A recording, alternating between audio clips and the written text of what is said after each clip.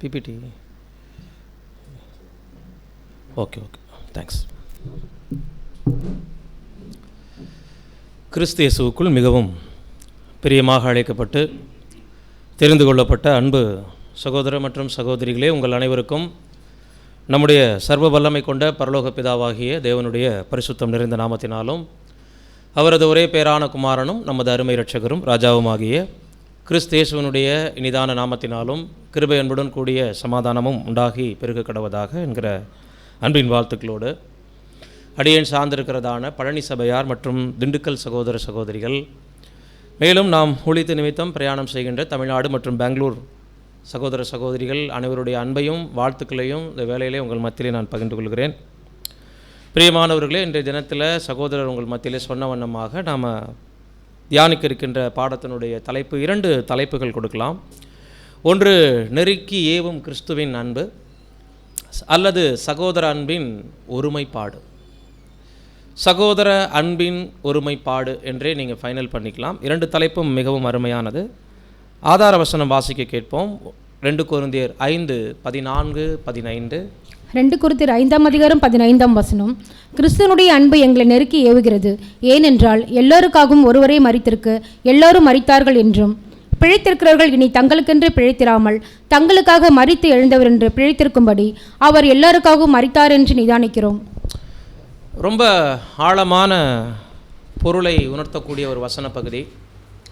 கர்த்தராகிய இயேசு கிறிஸ்துவனுடைய ரேன்சம் பற்றி, அதனுடைய மறைபொருள் பற்றி, அதன் மூலம் வெளிப்பட்ட தேவனுடைய அன்பையும் கர்த்தராகிய இயேசு கிறிஸ்துவனுடைய தியாக அன்பையும் அருமையாக விளக்கக்கூடிய மிகவும் நம்முடைய இருதயத்திற்கு நெருக்கமான ஒரு வசன பகுதி என்று இந்த வசனத்தை நம்ம சொல்லலாம். கிறிஸ்துவனுடைய அன்பு நம்மை நெருக்கி ஏவுகிறது, அப்படின்னா உந்தி தள்ளுகிறது.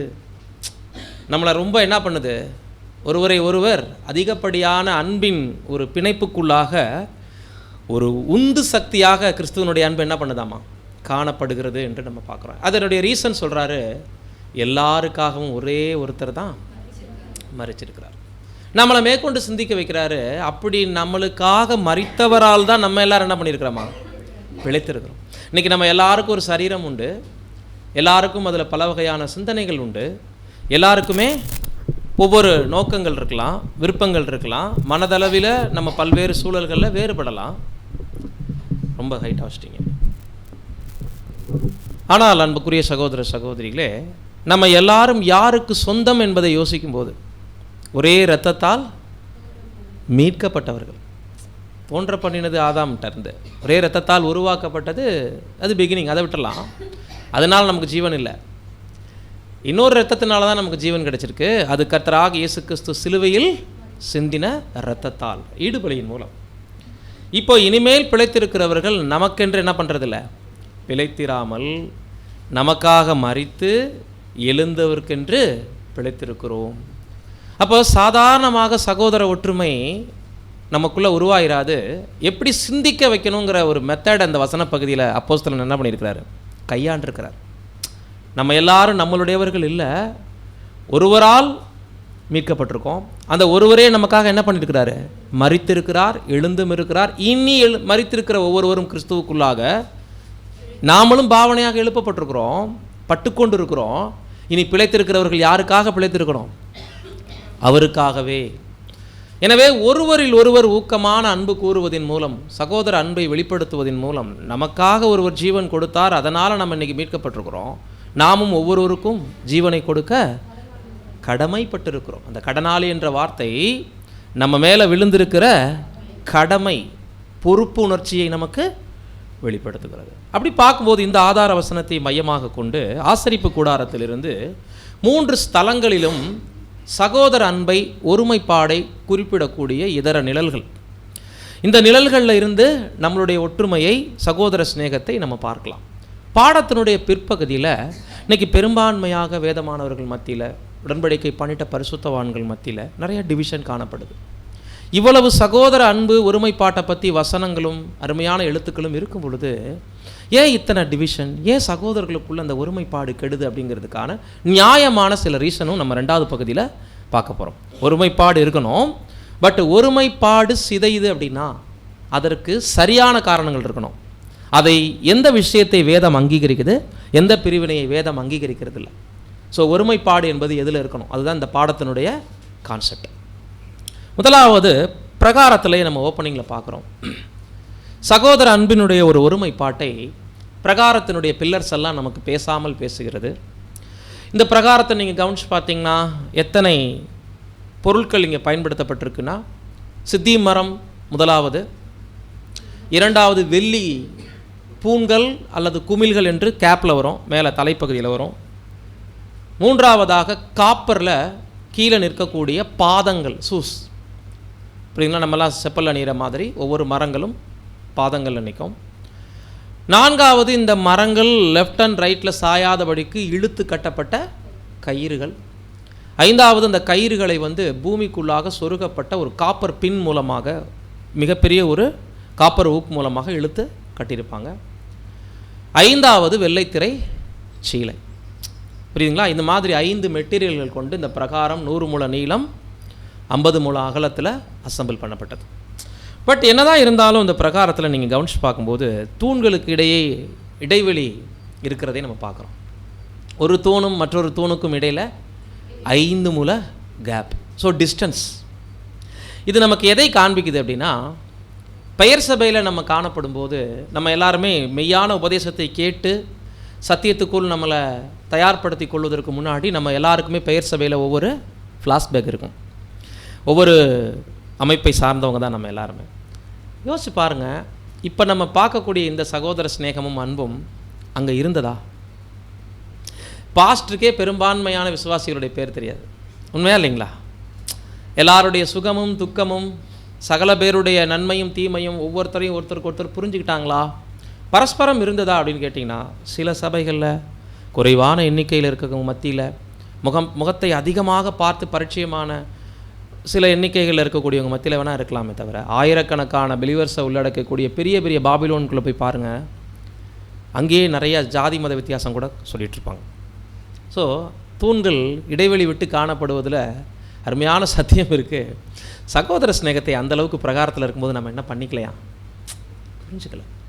ஏன் அப்படின்னா, பிரகாரத்திற்கு பெயர் கொடுக்கும் பொழுது 2 பெயர் கொடுக்கலாம். ஒன்று தற்காலிக நீதிமானாக்கப்பட்ட நிலை, 2 ஜீவனுக்கு நீதிமானாக்கப்பட்ட நிலை. தற்காலிகம் என்பது டென்டேட்டிவ் ஜஸ்டிஃபிகேஷன். அது நிரந்தரம் இல்லை, முன்னோக்கியும் போகலாம் பின்னோக்கியும் போகலாம்.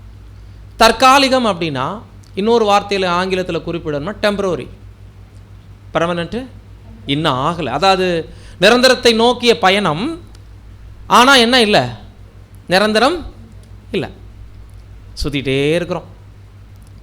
எல்லார் கையிலையும் பைபிள் இருக்குது. தண்ணீர் தொட்டி தான் குறிக்குது பைபிள், இல்லைங்களா? பலிபீடத்தை உத்து பார்க்குறாங்க. பலிபீடம் கர்த்தர் எனக்காக எப்படி மரித்தார் என்பதை ஞாபகப்படுத்துது. தண்ணீர் தொட்டி தொடர்ந்து ஒரு லேவியன் தன்னுடைய கரங்களையும் கால்களையும் கழுவுற மாதிரி மாம்சத்தின்படி வெளிப்புற தீமைகளை தான் பெயர் சபையில் நம்ம க்ளீன் பண்ணிக்க முடியும். ஆவின் கனிகளுக்கு ட்ரை பண்ணுவாங்க, பொய் பேச வேண்டாம், கெட்ட பழக்கங்கள் வேண்டாம், சினிமா பார்க்காதீங்க, இதெல்லாம் கற்றுக் கொடுக்குறாங்களே, இதெல்லாம் கையையும் காலையும் கழுவ கற்றுக் கொடுக்குறது. அது எல்லா கிறிஸ்தவங்களும் என்ன பண்ணிடலாம், செய்திடலாம். பட் ஓரளவு தான் இதன் மூலம் அவங்களுக்கு என்ன கிடைக்கும்னா, சமாதானம் அவங்களை தேடி வரும். வாசிக்கலாம், ரோமர் 5:1. ரோமர் 5:1. இவ்விதமாக நாம் விசுவாசத்தினாலே நீதிமான்களாக்கப்பட்டிருக்கிறபடியால் நம்முடைய கர்த்தராகிய இயேசு கிறிஸ்து மூலமாய் தேவனிடத்தில் சமாதானம் பெற்றிருக்கிறோம். இந்த சமாதானத்தை குறித்து சகோதரர் ரசல் அவர்கள் குறிப்பிடும் பொழுது இதில் 2 சமாதானம் இருக்குது. ஒரு வகையான சமாதானம் தற்கால கிறிஸ்தவ உலகத்தில் மேலோட்டமாக கிறிஸ்தவர்கள் பெற்றிருப்பது உள்ளம் சார்ந்த சமாதானம் இல்லை அப்படி சொல்கிறார். 2வது ஒரு சமாதானம் பற்றி பேசுகிறாரு, அர்ப்பணித்த கிறிஸ்தவர்களுக்கே உரிய இருதயம் சார்ந்த முழு சமாதானம். பலியின் உடன்படிக்கை செய்தவர்களுக்கு கிடைக்கக்கூடிய உள்ளம் சார்ந்த சமாதானம் பெயர் சபைகளுக்கு கிடையாது. ஏன் அப்படின்னா, இந்த உலகத்தில் தேவன் நம்மளை ஏன் நீதிமானாக்குனார் அப்படிங்கிற கான்செப்ட் இன்றைக்கி பெயர் சபைக்கு தெரியல. பாருங்கள், சித்தி மரம் நம்ம ஒவ்வொருவரையும் குறிக்குது. நீதிமான்களாக எண்ணப்படுவதற்கு முன்பு காட்டில் இருந்தோம். ஒரு வடிவமைப்பு இல்லாமல் முள் மரங்களாக, சீர்படுத்தாத மரங்களாக, ஒழுங்கற்ற மரங்களாக நம்மளுடைய ஜீவியம் இருந்தது. ஆனால் ப்ராப்பராக ஒரு சித்தி மரம் ஆவிக்குரிய அர்த்தத்தில் ஒரு பரிபூர்ண மனிதத்தன்மை குறிக்குது. அது ஆண்டவராக இயேசு கிறிஸ்துவுக்கும் ஆதாமுக்கு மட்டுமே சூட்டபிளாகும், நம்ம யாருக்கும் பொருந்தாது. இப்போ எப்படி நம்மளை சீத்தி மரமாக தேவன் ஏற்றுக்கிறார் அப்படின்னா, காப்பர் பாதம் இருக்குது பார்த்தீங்களா, ஒவ்வொரு தூண்களுக்கும் ரைட் சைடு பாருங்கள், அழகாக அந்த காப்பர் கலர் நமக்கு மேட்சிங்காக அது பாருங்கள். கிறிஸ்து தந்த ஈடுபலியை குறிக்குது காப்பர் பாதங்கள். எப்படி சித்தி மரம் ஒரு பரிபூர்ண மனிதத்தன்மையை குறிக்குதோ, காப்பர் மெட்டீரியலுக்கு பிரதர் என்ன பதில் சொல்கிறாருன்னா, விளக்கம் கொடுக்குறாருன்னா, பரிபூர்ண மனிதன் நீதிமானாக இருந்தார். தேவனோடு தொடர்பு உள்ள நிலைக்கு பேர் தான் நீதிமான். பரிபூர்ண மனிதன்னா சரீர நிலையை குறிக்கும், சிந்தையை குறிக்கும். ஒழுக்க ரீதியாக ஒரு பரிபூர்ண மனிதனுடைய அந்த முழு சரீர நிலையை நம்ம எடுத்துக்கலாம். நீதிமான் அப்படின்னா அந்த மனிதனுடைய கிரியை குறிக்குது. அந்த பரிபூர்ணமானவர் எப்படி இருப்பார் அப்படின்னா, தேவனோடு அவர் நேரடியாக பேசலாம், அவருக்கு ஜெபிக்கிற உரிமை உண்டு, டைரெக்டாக பேச உரிமை உண்டு. இதை ஆதாமுக்கு அப்புறம் யாருக்கு கிடைச்சதுன்னா ஆண்டவராகிய இயேசுக்கு. அப்போ அந்த காப்பர் கிறிஸ்துவுடைய புண்ணியத்தில் நீங்களும் நானும் தூண்களாக ஆலயத்தில் நிற்கிறோங்கிறத காட்டுது. நம்ம சப்போர்ட்டில் இல்லை. இந்த பாதத்தை எடுத்தால் அந்த மரத்துக்கு கீழே என்ன இல்லைன்னா சப்போர்ட் இல்லை, அஸ்திபாரம் இல்லை. இதுதான் கண்மலையின் மேல் எங்கள் கால்களை உறுதிப்படுத்தி படிக்கிறோம் இல்லைங்களா வசனம், போடப்பட்டிருக்கிற அஸ்திபாரமாகிய கிறிஸ்துவே அல்லாமல் வேறே அஸ்திபாரம் நமக்கு இல்லைங்கும் போது, பிரகாரத்திலேயே இது விசுவாசிகள் எல்லாருக்குமே இந்த அஸ்திபாரம் என்ன ஆயிடுது, ஒன்ஸ் கிடச்சிருது. டாப்பில் இருக்கக்கூடிய சில்வர், மரத்தினுடைய தலைப்பகுதியில் இருக்கக்கூடிய வெள்ளி, சத்தியத்தால் நாம் நீதிமானாக்கப்பட்டோம் என்பதை காட்டும். கீழே இருக்கிற காப்பர் நம்மளை நீதிமானாக்கின கிறிஸ்துவனுடைய ஈடுபலி, தூண்கள் நாம, தூண்களுடைய தலைப்பகுதியில் இருக்கக்கூடிய சில்வர் சத்தியம் கிடைச்சதுனால தான் நாங்கள் நீதிமான்கள். அந்த பூண்கள் குமிழ்கள்லாம் வருது பாருங்கள், இது எல்லாம் வெள்ளை திரை. இப்பொழுது நான் உலகத்தான் அல்ல, உலகத்திற்கு ஒளியாக இருக்கிறோம். ஆண்டவர் மூலம் மரணத்திலிருந்து நாங்கள் என்ன பண்ணப்பட்டிருக்கோம், விடுவிக்கப்பட்டிருக்கோம். தற்காலிகமான ஒரு முதல் மரணத்திலிருந்து ஒரு ரட்சிப்பு, ஆதாமுக்குள்ளான ஒரு மரண தண்டனை கைதிகள் இப்போ நாங்கள் இல்லை. எங்களை விலை கொடுத்து ஆண்டவர் வாங்கிட்டாருங்கிறத பிரகாரத்தினுடைய தூண்கள் உலகத்திற்கு ஒரு இன்ஃபர்மேஷன் கொடுக்குது. ஒயிட் லினன் கிளாத் தான் வெளியே பார்க்கும்போது தெரியும், தூண்கள் தெரியாது. அப்போ அந்த ஒயிட் லினன் கிளாத் மூலம் இந்த உலகத்துக்குள்ளே அது எதை வெளிப்படுத்துகிறாங்க, விசுவாசிகள் அப்படின்னா உலகத்தை பார்க்கலும் நாங்கள் ஒரு படி மேலே. உலகத்தாருடைய மரண தண்டனை எங்கள் மேலே இல்லை, சாபம் எங்கள் மேலே இல்லை, நாங்கள் சராசரி உலகத்தார் இல்லை. நாங்கள் பைபிள் படிக்கிறோம், ஆண்டவர் மீட்கும் பொருளை ஏற்றுக்கொண்டிருக்கிறோம், எங்களுடைய லைஃப் வேறு. நாங்கள் ஒரு சேஃப்டியான சுவருக்குள்ளே வந்துட்டோம். பிரகாரம் ஒரு கோட்டை, ஒரு பாதுகாப்பின் தடுப்பு சுவர் அப்படின்னு தான் இன்றைக்கி எல்லா கிறிஸ்தவர்களும் என்ன நினச்சிட்டு இருக்கிறாங்க, தங்களை எண்ணிக்கொள்கிறார். ஓரளவு இது கரெக்டு, ஏன்னா அவங்களுக்கு ஆழமான சத்தியம் தெரியாது இல்லைங்களா. ஆனால் கிரியை நிமித்தம் அவங்க என்ன பண்ணுறாங்கங்கிறது தான் இந்த வசனம் நம்ம பார்க்குறோம். சமாதானம் பெறுற அளவுக்கு அவங்ககிட்ட கிரியை இல்லையே. அப்போ சகோதரர் நீண்ட நாள் ஆராய்ச்சிக்கு பிறகு ஆசரிப்பு கூடாரத்தை உற்று கவனிக்கும் போது ரிவேட்ஸில் ஒரு ஆராய்ச்சி போட்டார். ஆசரிப்பு கூடாரத்துக்கு முன்னோக்கிய ஒரு ஆராய்ச்சி இருக்குது, பின்னோக்கி போகிற ஒரு ஆராய்ச்சி இருக்குது. பின்னோக்கி போகும்போது தற்கால கிறிஸ்தவர்களுடைய கிரியை எல்லாம் பணம் சம்பாதிக்கணும், கஷ்டம் இருக்கக்கூடாது, உலகத்தார் மாதிரி இருக்கணும், அரசாங்கத்தோட தொடர்பு இருக்கணும், இதெல்லாம் கவனிச்சுட்டு கிரியையினால் பாளையத்துக்கே போயிட்டுருக்கிறவங்களை எப்படி பிரகாரத்தில் வைக்க முடியும். எனவே கிறிஸ்தவங்களை இப்போ எங்கே தூக்கி வைக்கிறாருனா, இறுதி ஆய்வில் உலகத்தோடு உலகமாக இருக்கக்கூடிய பாளையம் தான் யாருக்கு சொந்தங்கிறாருனா கிறிஸ்தவ மண்டலத்துக்கு இப்போ நீங்கள் ஃபைனல் பண்ண வேண்டாம், பிரகாரம் அவங்களுக்கு சொந்தம்னு இனிமேல். ஏன்னா அவங்க கொஞ்ச நாள் சுற்றிட்டு இருந்தாங்க, இப்போ எங்கே போயிட்டாங்க. தங்களை அழைத்த நோக்கம் உணராதவர்கள் தேவ சித்தம் செய்யாமல் பிரகாரத்திலேயே சுற்றிட்டு இருக்கிறாங்க. இப்போ பிரகாரத்தில் தேவன் என்கொயரி பண்ணுறாரு, என்ன வேலை, எதுக்காக வந்தீங்க? நாங்கள் மீட்கும் பொருளை விசுவாசித்தோம், தண்ணீர் தொட்டிக்கிட்ட வந்தோம், பைபிள்லாம் படிக்கிறோம். ஓகே, உங்களுக்குன்னு ஒரு சித்தம் இருக்குது தெரியுமா? என்னது? தேவன் அவங்கக்கிட்ட சொல்லக்கூடிய சித்தம்னா எந்த வசனத்தை உங்களுக்கு ஞாபகத்துக்கு வருது? இவங்களுக்கான இன்னொரு இன்விடேஷன் இருக்குது. முதல்ல நீங்கள் பாவத்தை விட்டு, பழைய வாழ்நாளை விட்டு என் குமாரனை ஏற்றுக்கொண்டு வெளியே வாங்கங்கிறது ஒரு இன்விடேஷன். ரெண்டாவது இன்விடேஷன் தேவன் அவங்களுக்கு கொடுக்குறாரு, அதை அவங்க புரிஞ்சுக்கல. அந்த இன்விடேஷனை ஒரு வசனத்தில் சொல்லுங்கள் பார்க்கலாம். இன்னும் எக்ஸாக்டான வசனம் ரோமர் 12. அதான் இன்விடேஷனாகவே இருக்குது பாருங்கள். உங்கள் சரீரங்களை பரிசுத்தமும் தேவனுக்கு பிரியமான ஜீவபலியாக ஒப்பு கொடுக்க வேண்டும் என்று வேண்டிக் கொள்கிறேன்னா, உங்களை தேவன் இதுக்காக அழைக்கல. எதுக்கு? இந்த உலகத்தை அனுபவிக்கிறதுக்காக.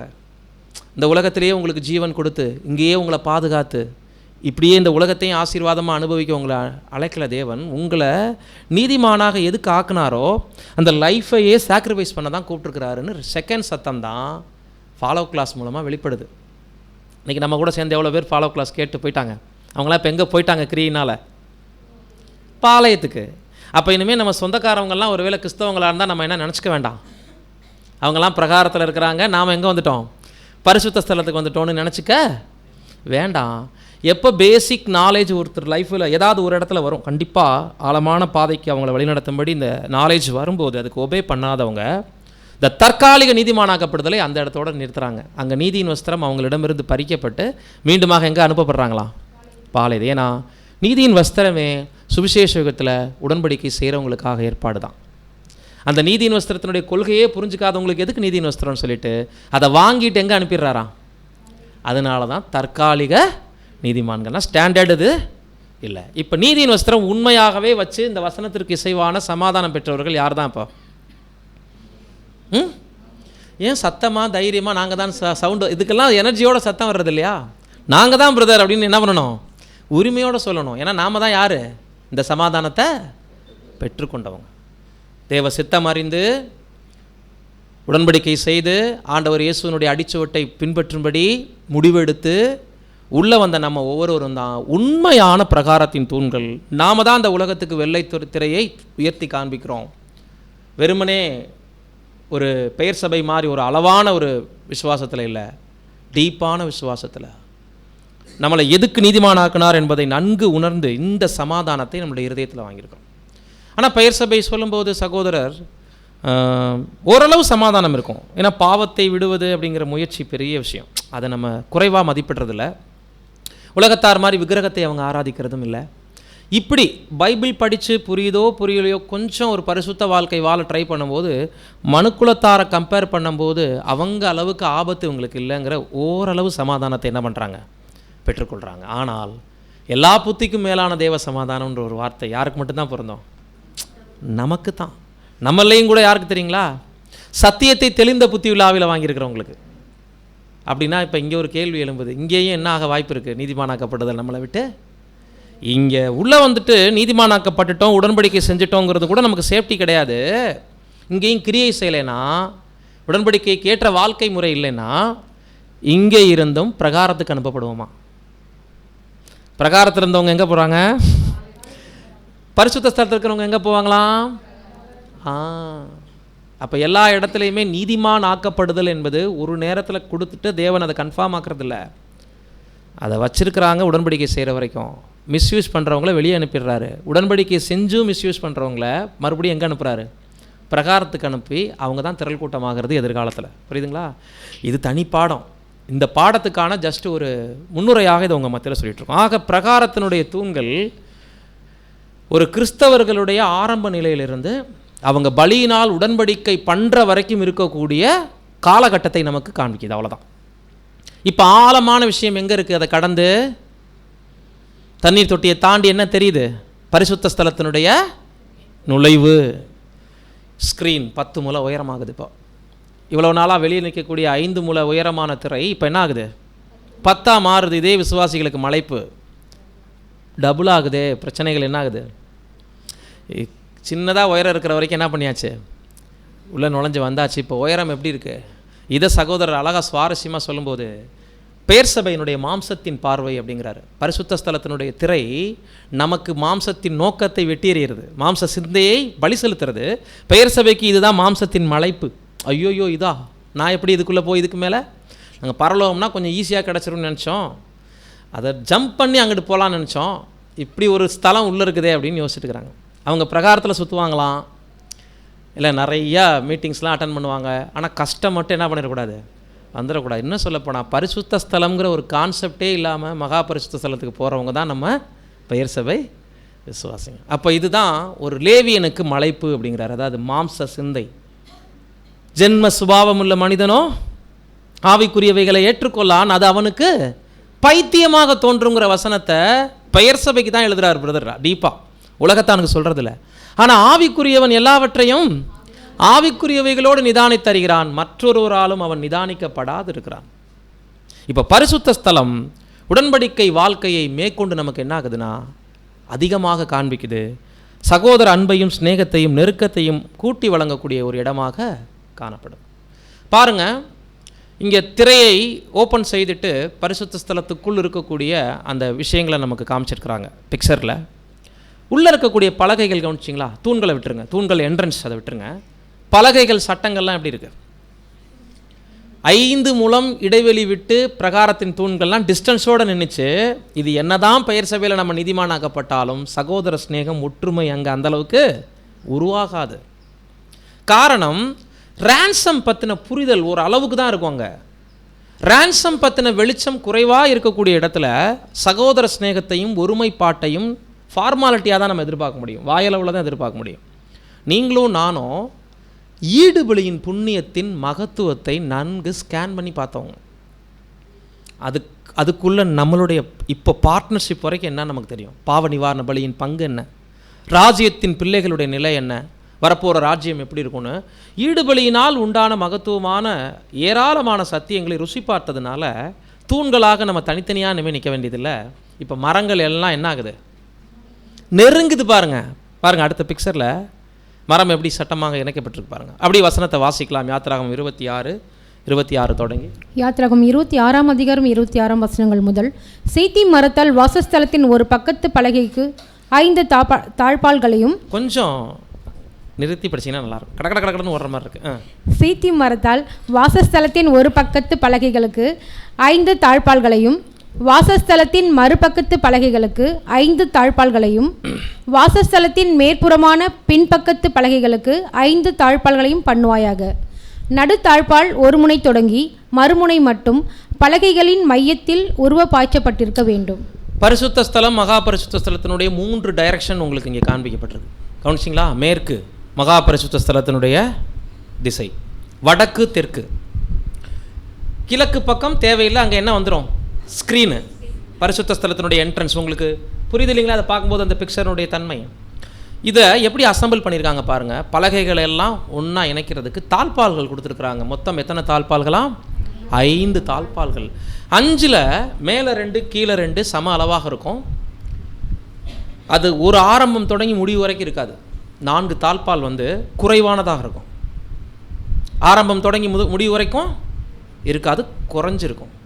சென்டரில் இருக்கக்கூடிய நடுத்தாழ்பால் இருக்குது பார்த்தீங்களா? அது மாத்திரம் ஒரு முனை தொடங்கி மறுமுனை மட்டும் பலகைகளின் மத்தியில் உருவ பாய்ச்சப்பட்டிருக்கிறதுனா என்ன?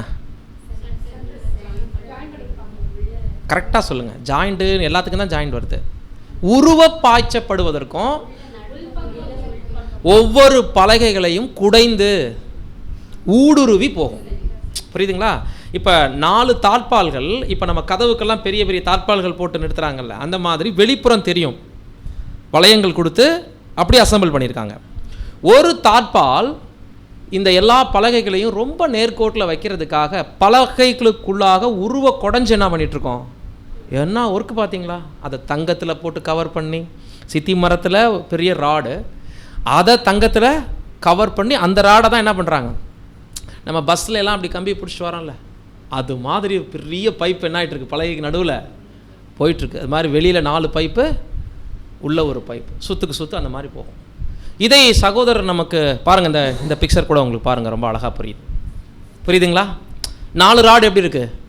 வளையங்கள் கொடுத்து வெளிப்புறம் ஒரே ஒரு ராட் மாத்திரம் என்ன பண்ணியிருக்கு, ஒவ்வொரு பலகைகளையுமே கொட்டஞ்சு அப்படியே உள்ள போகும்.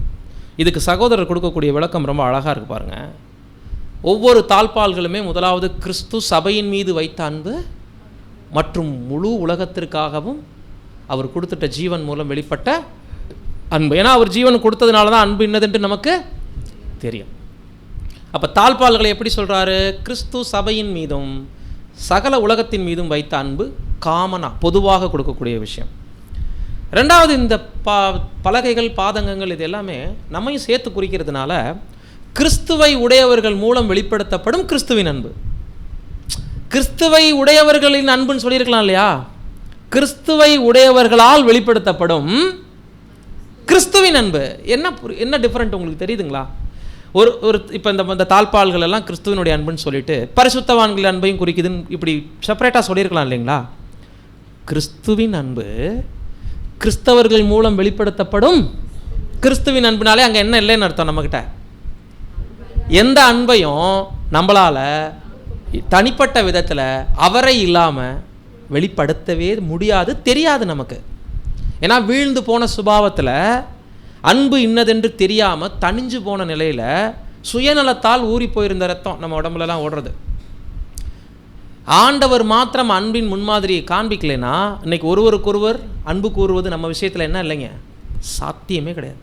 அதனால தான் கிறிஸ்து சபையின் மீதும் உலகத்தின் மீதும் வைத்த அன்பு கிறிஸ்தவர்கள் மூலம் வெளிப்படுத்தப்படும் கிறிஸ்துவின் அன்பு. இதுதான் நம்மளை நெருக்கி ஏவுதுன்னா என்ன அர்த்தம்னா, நம்மளை எந்த மனிதனும் அன்பில் விலைக்கு வாங்க முடியாது அவரை தவிர. இந்த அன்பு தான் நமக்காக அவர் மரித்தது போல பிறருக்கும் ஜீவனை கொடுக்க உந்தி தள்ளுச்சு இல்லைங்களா. இதுதான் அந்த பலகைகளை பூரா இப்போ தாழ்பால் என்ன பண்ணுது, எந்த பக்கமும் லெஃப்ட் அண்ட் ரைட்டு சாய விடாமல் நடுத்தாழ்பால் என்ன பண்ணிடுது. ஒருவேளை வெளியில் இருக்கக்கூடிய தாழ்பால்களை எடுத்தோம்னா கூட பலகை சாய வாய்ப்பு இருக்குது. நடுத்தாழ்பாலை உருவுனா தான் என்னாகும், அந்த நேர்கோட்டிலேருந்து விலக வாய்ப்பு இருக்குது. அதனால தான் நடுத்தாழ்பால் கிறிஸ்துவனுடைய அளவற்ற அன்புன்ட்டார் ஒரே வார்த்தை. இதுக்கான வசனம் ரொம்ப ஆச்சரியமான பகுதி. வாசிக்கலாம். எபேசியர் 3:18 தொடங்கி.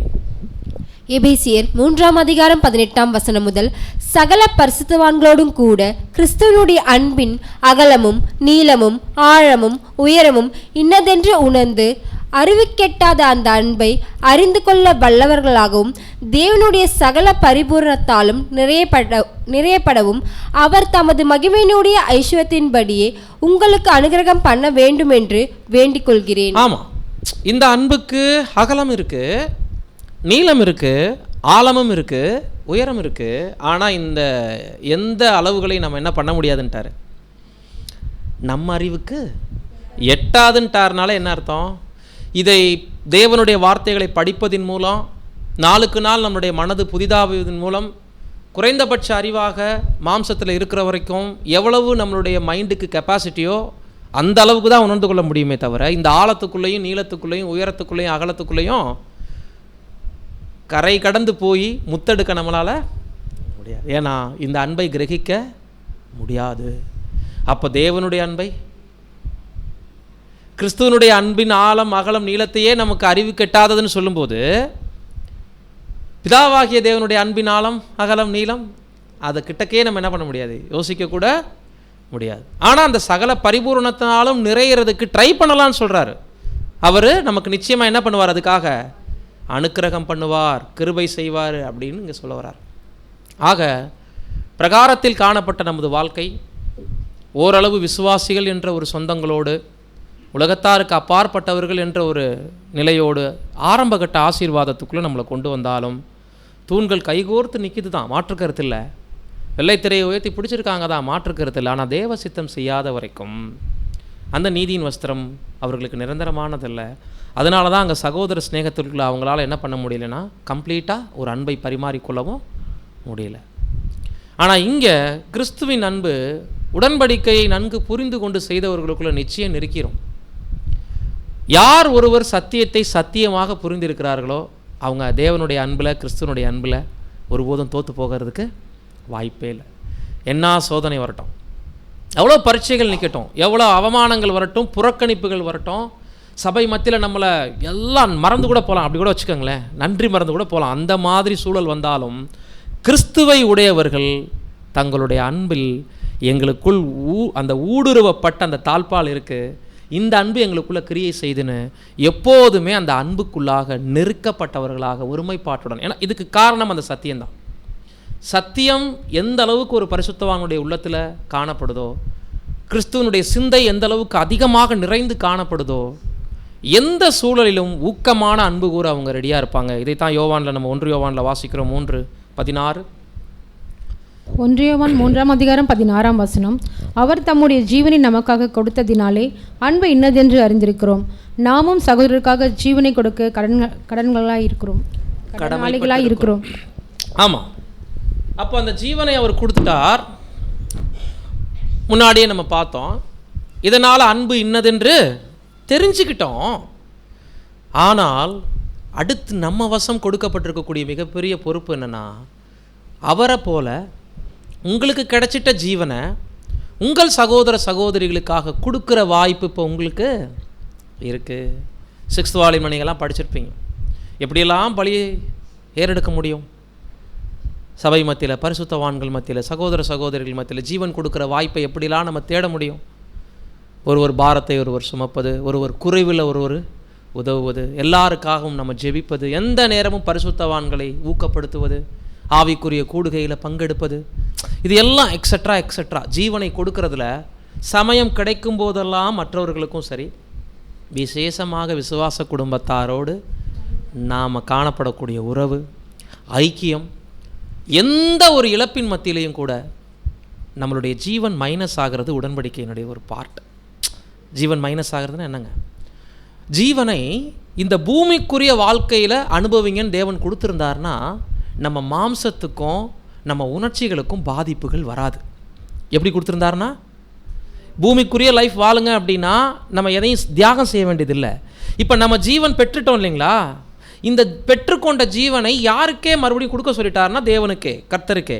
இதை எதன் மூலம் செலுத்த முடியும்னா, உங்களில் ஒருவரோடு ஒருவராக காணப்படக்கூடிய, நம்மில் ஒருவரோடு ஒருவராக காணப்படக்கூடிய அன்பு சகோதர சகோதரிகளுடைய சகல சுகத்திலும் துக்கத்திலும் பாரத்திலும் பிரச்சனைகளையும் அவர்களோடு நெருங்கி பயணிக்கும் போது நமக்கு சில நஷ்டங்கள் ஏற்படலாம், நமக்கு சில ஏமாற்றங்கள் லைஃப்பில் வரலாம், வரும்.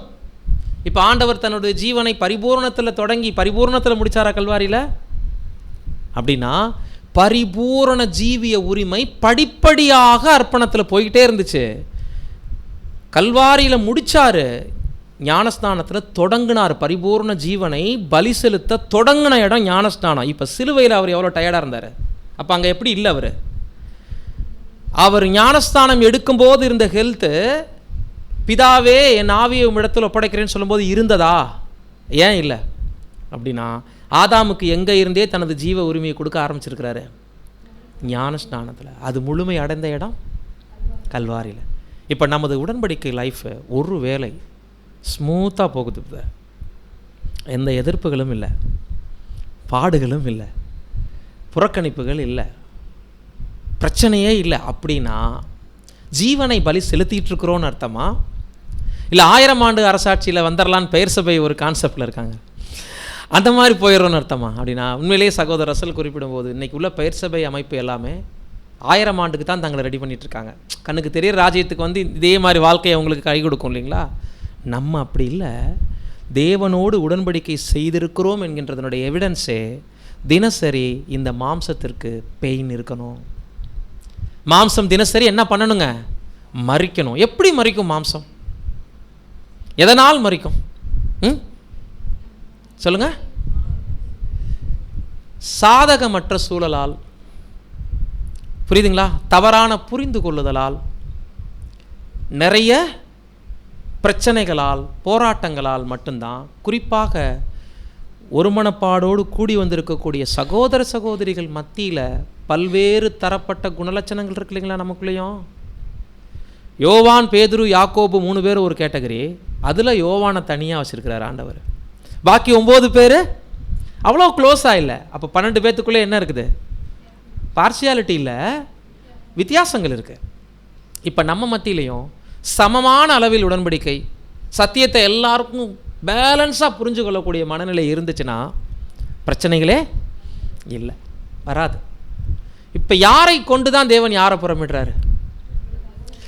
ஒரு உடன்படிக்கை செய்த பரிசுத்தவானை கொண்டே இன்னொரு உடன்படிக்கை செய்த பரிசுத்தவானின் உடன்படிக்கையை புடமிடுகிறார். வைரத்தை கொண்டு வைரத்தை ரெடியாக்குகிறார் இல்லைங்களா? அப்போ சகோதர அன்பு நம்மளை நெருக்கி ஏவும் போது நிறைய பிரச்சனைகளும் பாடுகளும் உபத்திரவங்களும் அவசியமானதே. அதன் மத்தியில் நம்ம எப்படி இருக்கணும்? வாசிக்கலாம். அப்போஸ்தலர் 4:32. அப்போஸ்தலர் 4:32. விசுவாசிகள் ஆகிய திரளான கூட்டத்தார் ஒரே இருதயமும் ஒரே மனமுள்ளவர்களாயிருந்தார்கள். ஒருவனாகிலும் தனக்குள்ளவைகளில் ஒன்றையும் தன்னுடையது என்று சொல்லவில்லை, சகலமும் அவர்களுக்கு பொதுவாயிருந்தது. இப்போ நம்ம இப்படி வைக்க முடியுமா? இன்றைக்கி நிறைய பேர்கிட்ட ப்ராப்பர்ட்டி இருக்குது, நிறைய பேர்கிட்ட இல்லை. நிறைய பேர் வாடகை வீட்டில் இருப்போம், நிறைய பேர் சொந்த வீட்டில் இருப்போம். சொந்த வீடு இருக்கிறவங்க பூரா விற்று கொண்டு வந்து அடுத்த வாரம் எக்லிஷியாவில் வைங்க காசுகளை. ஜுவல்ஸ் வச்சுருக்கவங்க பூரா விற்றுட்டு வந்து இங்கே இல்லாதவங்களும் இருக்கிறவங்களும் சேர்ந்து அனுபவிக்கலாம்னா நம்மள எத்தனை பேர் ரெடி? கொஞ்சம் வேலை இருக்குது பிரதர், சபைக்கு வர ஒரு மாதம் ஆகும்.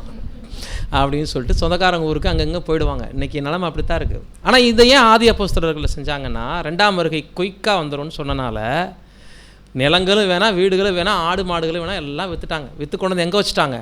அப்போஸ்தலர்களுடைய பாதத்தில். எப்படி நெருக்கி ஏவி இருக்குது பாருங்கள் அன்பு. இன்றைக்கி சகோதரர்கள் மத்தியில் பேசும்போது சாப்பிடும்போதெல்லாம் பேசிகிட்டு இருந்தோம். இந்த அன்பு உலகத்துக்குள்ளே இல்லையே. சொந்தக்காரங்க வீட்டில் போய் இன்றைக்கி உட்காந்து ஒரு நேரம் சாப்பிடவோ, அவங்களுடைய பெட்ரூமில் படுத்து தூங்கவோ சாத்தியம் இருக்கானா?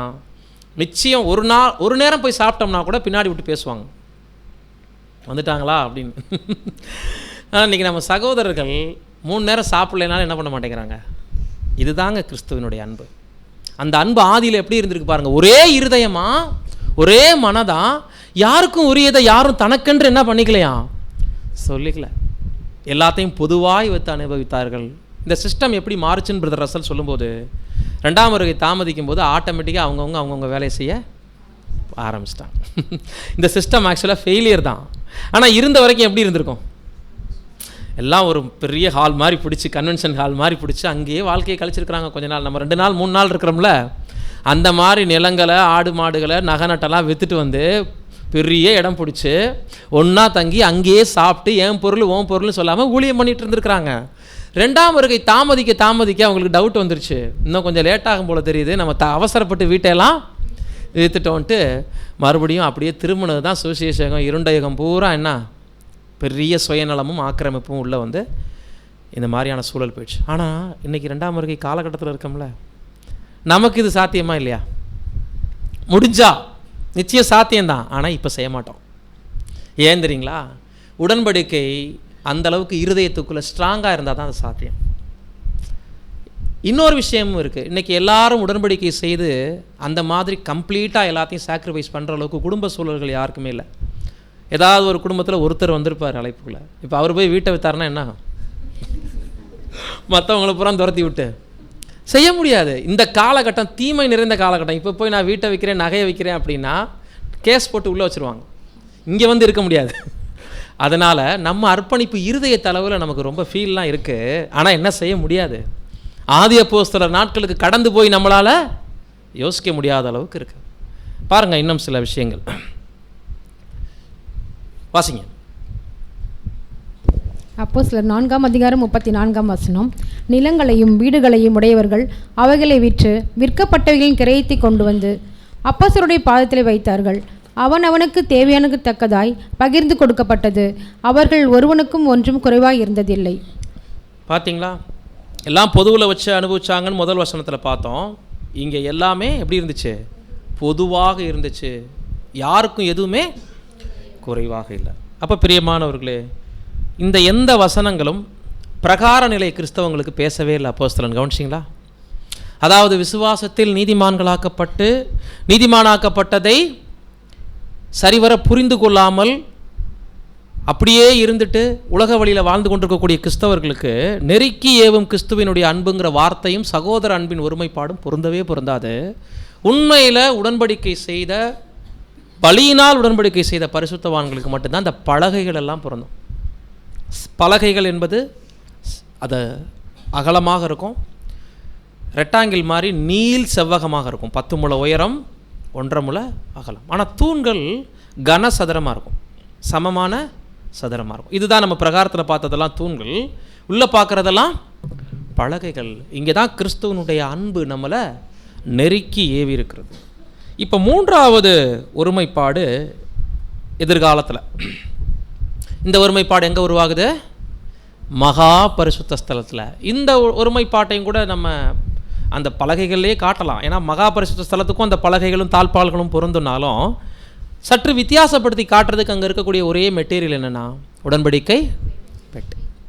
இது பிதாவாகிய தேவனுடைய குடும்பம் என்று சொல்லலாம். இந்த குடும்பத்தில் தலைமகன் கிறிஸ்துவை தொடங்கி கொடான கொடி தூதர்கள், பரலோகத்தில் பெரிய ஃபேமிலி இருக்காங்க, பூலோகத்தில் குட்டி ஃபேமிலி ஆதாமுடைய குடும்பம். பரலோக குடும்பம் தான் பெருசு. அந்த குடும்பத்துக்கும் இந்த குடும்பத்துக்கும் முழு குடும்பத்துக்கும் முதலாளி பிதாவாகிய தேவன், சுதந்திரவாளி கர்த்தராகிய இயேசு கிறிஸ்து. இந்த பெட்டி எப்படி பிதாவாகிய தேவனுடைய குடும்பத்தின் ஒருமைப்பாட்டை காட்டுதுன்னா, மேல் மூடி பியூர் கோல்டு. இந்த மேல்தளம் காணப்படக்கூடிய மூடியில் ஏன் சித்தி மரம் வரல அப்படின்னு சகோதரர் சொல்லும்போது, மரம்னாலே மாம்சம் அல்லது மாம்ச பரிபூரணம் அல்லது நீதிமானாக எண்ணப்பட்ட நிலைக்கு பொருந்தும். இப்போ பிதாவாகிய தேவனிடத்தில் என்ன இல்லை? மாம்சத்துக்கு வேலையே இல்லை. மாம்சமும் இரத்தமும் பற்றி நம்ம பிதாவாகிய தேவனோடு ஒப்பீடு செய்யவே முடியாது. மேல் மூடி ஒன்லி திவ்ய சுபாவத்தை குறிக்கக்கூடிய பியோர் கோல்டு, பிதாவாகிய தேவனுடைய டிவைன் நேச்சர், திவ்ய சுபாவத்தை காண்பிக்குது. பெட்டி சித்தி மரத்தால் செய்து தங்கத்தில் மூடப்பட்டது. என்ன பாடத்தை கற்றுக் கொடுக்குது? கிறிஸ்து மாம்சத்தில் வெளிப்பட்டு பிறகு அழியாமை வாங்கினார். உள்ள பெட்டி மரம், ஃப்ரேம் கோல்டு. இப்போ ஃப்ரேம் கோல்டாக இருக்கிறது எதை வெளிப்படுத்துதுன்னா, மரத்தில் தங்கம். சில காலகட்டங்களில் மாம்சத்தில் வெளிப்பட்டு மாம்சத்தை ஜெயித்து பலி செலுத்தி பிறகு அழியாமைக்குள் கிறிஸ்து போயிட்டாரு அப்படிங்கிற ஒரு தெளிவான விளக்கத்தை மரமும் தங்கமும் உள்ளடக்கிய கலவை நமக்கு காட்டுது. இப்போ இந்த பெட்டியில் யாரும் வர்றாங்க அடுத்து அடிஷ்னலா? சபையும் மாம்சத்தில் இருந்து மாம்சத்தை ஜெயித்து குமாரன் நடந்து போன வழியில் நடந்து போய் பிறகு பரலோக குடும்பத்தில் அவங்களும் ஜாயின் ஆகுறாங்க. அதனால தான் அவங்களையும் சித்தி மரமும் தங்கமும் நமக்கு காண்பிக்குது. இந்த ஒருமைப்பாட்டை யார் தான் செய்யணும்? இப்போ பிரகாரத்தில் விதமாக நாம் நீதிமானாக்கப்பட்டபடினால் கர்த்தராகிய இயேசு கிறிஸ்துவின் மூலம் சமாதானம் பெற்றிருக்கிறோம்னு அங்கேயும் சமாதானத்தை கொண்டு வந்தது கிறிஸ்து தான். பெயர் சபை விசுவாசிகள் தெரிஞ்சு செய்கிறாங்களோ தெரியாமல் செய்கிறாங்களோ அவங்களையும் ஒருமைப்பாட்டுக்குள்ளே கொண்டு வந்தது ஆண்டவர் தான். பரிசுத்த ஸ்தலத்தில் நம்மளை ஒருமைப்பாட்டுக்குள்ளே கொண்டு வந்தது யார்? கிறிஸ்துவின் அன்பு நம்மை நெருக்கி ஏவுகிறது, அங்கேயும் ஆண்டவர் தான். இப்போ பரலோகத்துக்கு நம்ம உயிர்த்தெழுதலில் பங்கெடுத்துட்டோம்னா நம்மளை பிதாவாகிய தேவனிடத்தில் அவர் தான் ஒருமனப்பாட்டோடு கொண்டு போய் சேர்த்து வைக்கணுமா, இல்லை நம்மளா போய் பேசிக்கலாமா? உயிர்த்தெழுதலில் பிரவேசிச்சாச்சுன்னா பாவ சரீரம் இல்லை. நல்லா கவனிச்சுக்கோங்க, நம்ம பாவ சரீரத்தில் இருக்க மாட்டோம், மாம்சத்தோடும் இரத்தத்தோடும் பரலோகம் போக மாட்டோம். அப்படி பரலோக உயிர்த்தெழுதலில் பங்கடைஞ்ச பின்னாடியும் ஆண்டவர் தான் வந்து நம்மளை ஒருங்கிணைக்கணுமா, நாமளா போய் பிதாவாகிய தேவனிடத்தில் பேசலாமான்னு கேட்குறேன். ஏன் போனால் என்ன தப்பு? நம்ம தான் இப்போ பாவ சரீரத்தில் இல்லையே. பரவாயில்ல, உங்களை குழப்ப முடியல, ரொம்ப ஸ்ட்ராங்காக தெளிவாக இருக்கிறீங்க. ஏன்னா அவர் மணவாளன், அவர் தலை, நாம் சரீரம். மகிமையின் உயிர்த்தெழுதலில் எல்லா எண்ணிக்கையும் முடிஞ்ச பின்னாடி இது முதல் கிறிஸ்துவுக்குள் மரித்தவர்கள், இதுக்கு முன்னாடி மரித்தவங்க, ரெண்டாம் வருகை காலகட்டத்துக்கு பின்னாடி மரித்தவங்க எல்லாருடைய உயிர்த்தெழுதலும் நடந்த பின்னாடி எல்லாரும் எல் என்கின்ற நிலைமையில் தான் உயிர்த்தெழுப்பப்படுறாங்க. கே என்கிற நிலை மகிமை அடைகிற நிலை வரைக்கும் இவங்க வெயிட் பண்ணணும். தெய்வீக திட்டத்தில் அந்த 2 பாகம் இருக்கு இல்லைங்களா? எல் என்பது எதை குறிக்குதுங்க? ஆவிக்குரிய நிலைன்னு சொல்லணும், தூதர் நிலைன்னு சொல்லக்கூடாது. அப்போ நம்ம தூதர் நிலையிலேயே உயிர்த்தெழுப்பப்படுறோம்? ஆவிக்குரிய தலத்தில் எழுந்திருப்போம். மகிமை கொண்டு போய் சேர்ப்பார் பார்த்தீங்களா? பிதாவாகிய தேவனோடு எல்லாரையும் ஒப்புரவாக்கக்கூடிய ஒரு டைம் வச்சுருப்பார் இல்லைங்களா? அதுதான் கே என்ற மகிமை அடைதல். இந்த நாளில் ஒவ்வொருத்தரையும் கூப்பிட்டு பிதாவாகிய தேவனுடைய சமூகத்தில் நிறுத்தி அறிமுகப்படுத்தி வைப்பாராம். கர்த்தர் இயேசு இந்த ஊரில் பிறந்தாங்க, இப்படி வாழ்ந்தாங்க, இதெல்லாம் இப்படிலாம் இவங்களுடைய கிரியை இருந்துச்சு, எனது நாமத்தின் நிமித்தமும் உங்களுக்காகவும் இவ்வளோ தூரம் அவங்க சித்தம் செஞ்சவங்க பாவப்பட்ட உலகத்திலேயே அப்படின்னு சொல்லிட்டு 144,000 பேரையும் அறிமுகப்படுத்துவாராம். அங்கே தான் எல் நிலையிலிருந்து கே என்கின்ற, நிறைய பேருக்கு இந்த எல் கேக்கு வித்தியாசம் தெரியல. அப்போ அழியாமையில் நம்ம உயிர்த்தெழுப்பப்படலையாங்கிற குழப்பமெல்லாம் வரும். அழியாமையில் தான் இழந்திருக்கிறோம், திவ்ய சுபாவம் தான். ஏன்னா ஒரே தரம் தான் உயிர்த்தெழுதல், செகண்ட் இன்னொரு தரம் கிடையாது. அப்படின்னா கிறிஸ்து உயிர்த்தெழுந்து 40 நாள் பூமியில் இருந்ததுக்கும் பரத்துக்கு ஏறினதுக்கும் உள்ள வித்தியாசம் என்னவோ, இதுதான் பரிசுத்தவான்கள் உயிர்த்தெழுப்பப்படும் போதும் மகிமைப்படும் போதும் இருக்கக்கூடிய வித்தியாசம், அந்த எல் மற்றும் கே. புரியுதுங்களா? ஸோ ஒரே நிலை தான்.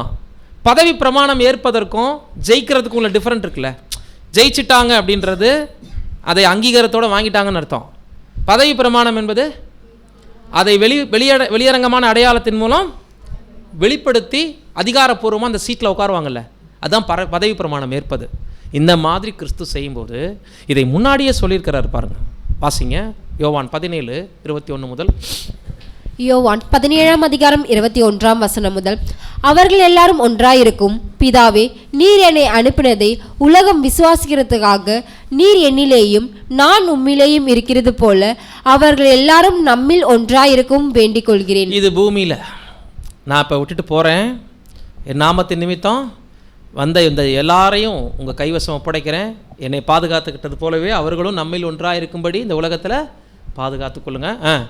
நாம் ஒன்றாயிருக்கிறது போல அவர்களும் ஒன்றாயிருக்கும்படி நீர் எனக்கு தந்த மகிமையை நான் அவர்களுக்கு கொடுத்தேன். இன்னைக்கு கிறிஸ்தவர்கள் அப்படிங்கிற பெயர் எவ்வளோ பெரிய அங்கீகாரம். அந்த மகிமை யார் தான் நமக்கு கொடுத்துட்டு போனது? கிறிஸ்து மரிக்கலை, கிறிஸ்து மாதிரியே இருக்கிறாங்க பாருங்க அவங்க அப்படின்னு அப்போஸ்தலர்களுக்கு வந்த பேர் தான் கிறிஸ்து அவர்கள். இன்றைக்கி இருக்கிற கிறிஸ்தவங்களில் இன்றைக்கி கிறிஸ்தவர்கள்ங்கிறது அமைப்புக்கு பேர் ஆயிடுச்சு. உண்மையிலேயே கிறிஸ்தவர்கள்ன்ற பேர் எதனால் வந்துச்சுன்னா, கிறிஸ்து சாகலை, கிறிஸ்து தான் அவர்கள். இதான் நீர் எனக்கு கொடுத்த மகிமை நான் இவர்களுக்கு கொடுத்தேன்னு சொல்கிறார். புரியுதுங்களா? இன்றைக்கி அந்த பேரே, கிறிஸ்துவனுடைய பேர் நமக்கு பின்னாடி வர்றதே பெரிய மகிமைங்க. அதெல்லாம் பூமியில் இருக்கும்போது கிடைச்சதே மிகப்பெரிய பாக்கியம். நெக்ஸ்ட், ஒருமைப்பாட்டில் அவர்கள் தேர்வுகளாய் இருக்கும்படிக்கும் என்னை நீர் அனுப்பினதையும் நீர் என்னில் அன்பாயிருக்கிறது போல அவர்களிலும் அன்பாயிருக்கிறதையும் உலகம் அறியும்படிக்கும் நான் அவர்களிலும் நீர் என்னிலும் இருக்கும்படி வேண்டிக் கொள்கிறேன். ஒருமைப்பாட்டை பற்றி கம்ப்ளீட்டாக பேசிங்க முடிக்கிறார். உலகத்தில் இருக்கும்போது இவங்க எல்லாரும் ஒருமைப்பாட்டில் தேர்றவங்களா இருக்கணும். எப்படி நான் உங்களுடைய சிந்தையாக இருக்கிறேனோ, நீங்கள் என்னுடைய சிந்தையாக நினைவாக இருக்கிறீங்களோ, அதே மாதிரி இவர்களும் ஒருவரில் ஒருவர் எப்படி இருக்கணும்? அன்பாக இருக்கணும். இவங்களுடைய ஒருமைப்பாட்டுக்காக வேண்டுதல் செய்கிறேன். பூமியில் இருக்கும்போது மாத்திரமில்லை, நெக்ஸ்ட் பரலோகத்திலும் அதே வேலையை தான் அவர் செய்ய போகிறார். வாசிங்க. யோவான் 17:24.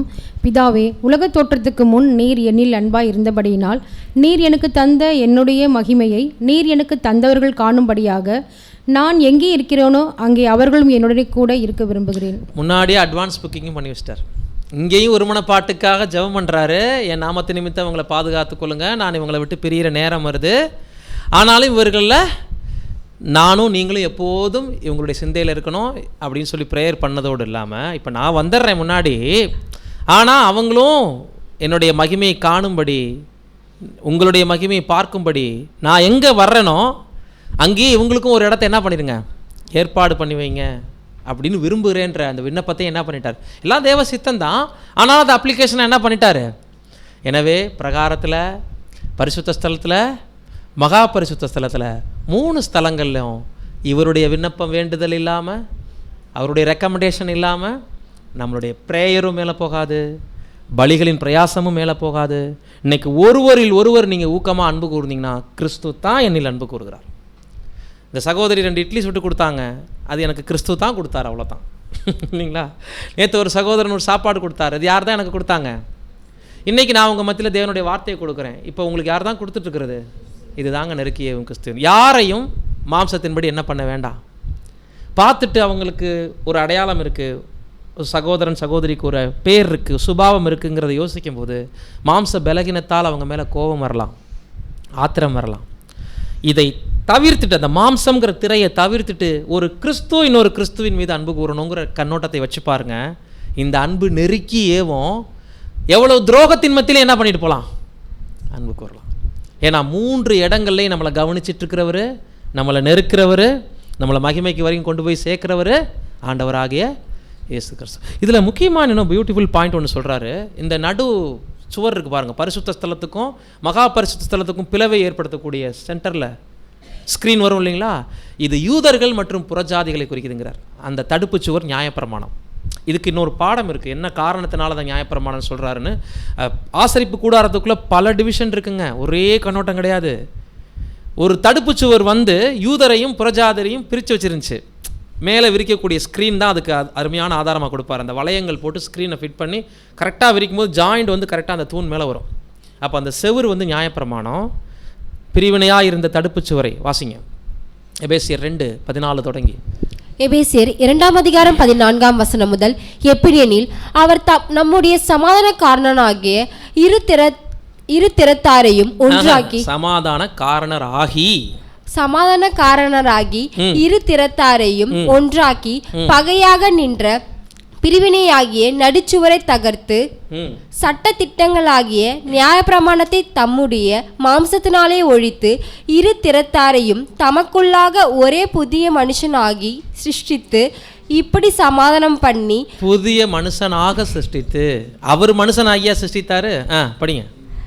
பகையாய் சிலுவையினால் கொன்று, பகையாயா அவர் சிலுவையில் செத்தாரு, அவர் சமாதானத்துக்காக செத்தாரு. இப்படி மீனிங்க மாற்றி மாற்றி படிக்கிறீங்க. பகையை சிலுவையினால் கொன்று அதனாலே இரு திறத்தாரையும் ஒரே சரீரமாக தேவனுக்கு ஒப்புரவாக்கினார். இங்க சபைக்குள்ள ஒரு பிரிவு இருக்கு, யூதர்கள் மற்றும் புறஜாதி. ஐஸ்வர்யவானும் ஏழை லாசரும். ஐஸ்வர்யவான் அந்த காலகட்டம் வரைக்கும் ஏழை லாசர் உள்ளே போக முடியல. ஏழை லாசர் என்ட்ரி ஆன பின்னாடி ஐஸ்வர்யவான் உள்ள வர முடியல. மிகப்பெரிய பிளவு தான் அந்த சுவர். நியாயப்பிரமாணம், குறிப்பாக விருத்த சேதன உடன்படிக்கை. தெளிவாக இந்த சுவர் அதை குறிக்கிற மாதிரியே மாம்சமாகிய திரை வழியாயின் படித்தவங்க கவனிச்சிங்களா? அவர் தமது மாம்சமாகிய சரீரத்தை பலி செலுத்தினால அந்த திரை வழியாய் நமக்கு புதிதும் ஜீவனுமான மார்க்கத்தை உண்டு பண்ணார்னா இந்த இடத்துல தான் மகா பரிசுத்த ஸ்தலத்தினுடைய திரை தொங்கும். அந்த திரை கிறிஸ்துவுடைய மாம்சம். இந்த சரீரம் கிழிக்கப்பட்டதுனால, இந்த சரீரம் பலியிடப்பட்டதுனால யூதருக்கும் புறஜாதியாருக்கும் இடையில் இருந்த கேப் என்ன ஆயிடுச்சான்? இப்போ பகையாய் நின்ற அந்த சுவரை என்ன பண்ணிட்டாரு? சட்ட திட்டங்களாகிய நியாயப்பிரமாணத்தையும் மாம்சத்தினாலே ஒழித்து இரு திறத்தாரையும். முக்கியமான பாயிண்ட்.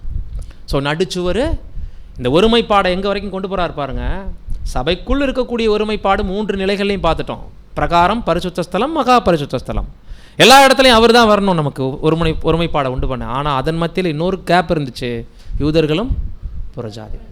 அதையும் தனது சரீரத்தை பலியிட்டதன் மூலம் தகர்த்து போட்டு என்ன பண்ணிட்டாரு? பகையை சிலுவை கொன்று அதனாலே இரு திறத்தாரையும் ஒரே சரீரமாக தேவனுக்குள் ஒப்புரவாக்கினார். வார்த்தை கவனிங்க, சமாதானப்படுத்தினார், ஒப்புரவாக்கினார், சமாதானம் பெற்றிருக்கிறோம், ஒன்றாக இருக்கும்படி வேண்டிக் கொள்ளுகிறேன். இந்த எல்லா வசனங்களுமே வெவ்வேறு சூழல்களில் கிறிஸ்து நம்மளை எப்படி ஒருமனப்பாட்டுக்குள்ளே கொண்டு வராருங்கிறத அருமையாய் விளக்குகிறது இல்லைங்களா? இது வரைக்கும் நம்ம பார்த்துருக்கிற விஷயம், எல்லா இடங்கள்லையும் கிறிஸ்துவனுடைய அன்பு நம்மளை எப்படி நெருக்கி ஏவி மகிமை வரைக்கும் கொண்டு போயிருக்கிறது. அவரே நம்மை சமாதானக்காரனராக இருந்து யூதர்கள் புறஜாதிகள் மத்தியிலையும் சரி எல்லா விஷயத்திலையும் நம்மளை ஒருமுனைப்படுத்தினார் என்று நம்ம பார்க்குறோம். இப்போ நம்ம ஆரம்பத்தில் சொன்ன பிரகாரமாக சகோதர அன்பு கெடுவதற்கான சில காரணங்கள் இன்னைக்கு நிறைய இடங்களில் நம்ம பார்க்கும்போது, ஒரு 18-20 வருஷத்துக்கு முன்னாடியெல்லாம் இத்தனை சபைகள் கிடையாது. முதலாவது தமிழ்நாட்டில் நம்ம பார்க்கும் பொழுது சிறிய எண்ணிக்கையில் ஒரு 4-5 இடங்களில் தான் சபைகள் இருந்துச்சு. இன்றைக்கி வந்து 100 கணக்கில் ஊர்களில் சபைகள் இருக்குது. ஒவ்வொரு ஊர்லேயும் 3 சபை 4 சபை இருக்குது. ஒரே விசுவாசம். முக்கியமான பாயிண்ட்டு, விசுவாசத்தில் பின்தங்கி இருந்த நாட்கள் வேற. ஒரே விசுவாசத்துக்குள்ளே இன்றைக்கி ஒவ்வொரு பட்டணங்களில் எத்தனை சபை இருக்குது? 3 சபை 4 சபை. அட்ரஸ் சொல்கிறோம், ஜங்ஷன் எக்லீசியா, பஸ் ஸ்டாண்டுக்கிட்ட இருக்கிற எக்லீசியா, இபிஆருங்கிறோம், டிபிஆருங்கிறோம். இப்போ இது எல்லாம் எதுக்குள்ளே இருக்கிற ஒரே எக்லீசியா? ஒரே விசுவாசத்துக்குள்ளே கிறிஸ்துவனுடைய அன்பு நம்மளை நெருக்கி ஏவனதுக்குள்ளே இருக்கிற எக்லீசியா. அப்போ இதுக்கு காரணம் இருக்கணுமா இல்லைங்களா? நெருக்கி ஏவன கிறிஸ்துவின் அன்புக்குள்ளே ஏன் இவ்வளவு பிரிவினை? ஆனால் முக்கியமாக நிறையா நியாயமான ரீசன் சொல்லலாம். இப்போ சென்னையில் 4 எக்லீசியாஸ் இருக்குது. 4 எக்லீசியா, அதாவது ஒரு ஃபெல்லோஷிப்பில் மட்டும் நான் சொல்கிறேன், நாங்கள் போகிற பகுதியில். காரணம் என்னென்னா, ஒரே இடத்துல எல்லாரும் கூட முடியல. 2 மணி நேரம் டிராஃபிக்கில் கடந்து அவங்க வரணும். சில நேரம் சிலரால் கூடுகைக்கு வர முடியாத அளவுக்கு டிராஃபிக் ஆகிடும். மெட்ரோ வந்தோம். அப்போ அவங்க என்ன பண்ணாங்கன்னா, சில பகுதிகளாக பிரிஞ்சாங்க. கோயம்பேடு, தாம்பரம், அம்பத்தூர் அப்படின்னு அவங்களுக்குள்ள பரஸ்பரம் பேசி சபைகளை பிரான்ச் பண்ணிட்டாங்க. இது பிரிவினை நம்ம என்ன பண்ண முடியாது. ஏன்னா மேல் வீட்டில் கூட கூடி வந்திருக்காங்க ஆதி அப்போஸ்தலருக்கு மத்தியில். ஒரு குடும்பம் இருந்தால் அங்கே ஒரு சபை கூடி வந்துடும்.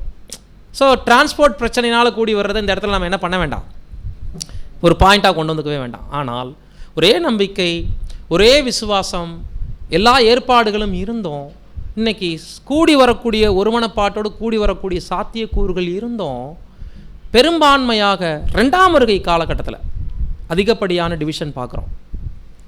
சகோதரர் ரசல் அவருடைய நாட்கள்லேருந்து எழுதும்போது இன்னும் சில ஆண்டுகள் கழித்து நம்ம பார்க்கும்போது வேதமானவர்கள் மத்தியில் பிரிவினைகளும் குழப்பங்களும் அதிகமாக இருக்கும். சபை அந்த முடிகிற பாதையை நோக்கி கடந்து போக போக போக போக போக, அதாவது 2ஆம் வருகையில் வந்து கிறிஸ்து தம்முடையவர்களை புடமிட்டு அந்த களஞ்சியத்தில் சேர்க்கக்கூடிய இந்த நேரம் நெருங்க நெருங்க நெருங்க நெருங்க எந்த அளவுக்கு சத்தியம் ஒரு பக்கம் பிரகாசிக்குதோ அந்த அளவுக்கு பிரிவினைகளும் குழப்பங்களும் வேதமானவர்கள் மத்தியில் அதிகமாக வரும், நிறைய கடந்து போகும் அப்படின்னு சொல்கிறார். என்ன ரீசன்னால் பிரிவினைகள் ஏற்படலாம்? ஒன்று, உபதேச வேற்றுமை பிரிவினை ஏற்பட சரியான காரணம். உபதேச வேற்றுமை இருந்தால் அதை பிரிவினை என்று நம்ம என்ன பண்ணக்கூடாது, சொல்லக்கூடாது. 2, சபையின் ஒழுங்குமுறையை பின்பற்றாத சில இடங்களில் ஒன்றாக இணைந்து பயணம் பண்ணோம் அப்படின்னா அந்த ஒழுங்குமுறையை நாமளும் மீறி நடக்கிறது மாதிரி போயிடும். ஸோ அந்த மாதிரி ஆவி உள்ளவங்களோட என்ன பண்ண முடியாது, பயணிக்க முடியாது. 3, தலைக்குரிய ஸ்தானத்தை மனிதர்களுக்கு கொடுத்து விக்கிரகாராதனை மாதிரி சில சகோதரர்களை ஃபாலோ பண்ணிட்டாங்கனாலும் அந்த இடத்துலையும் அந்த ஒழுங்குமுறை என்னாகும், கெடும். ஸோ நிறைய ரீசன் இருந்தாலும் இதை 3 நம்ம ஒரு புல்லட் பாயிண்ட்டாக புரிஞ்சுக்கலாம். இப்போ நிறைய இடங்களில் ஒற்றுமை ஒற்றுமை அப்படி பேசிட்டு ஏன் இவ்வளோ பிரிவினைகள் வேற்றுமை என்று கேட்டவங்களே சத்தியத்தில் முரண்பட்டவங்களாக இருப்பாங்க.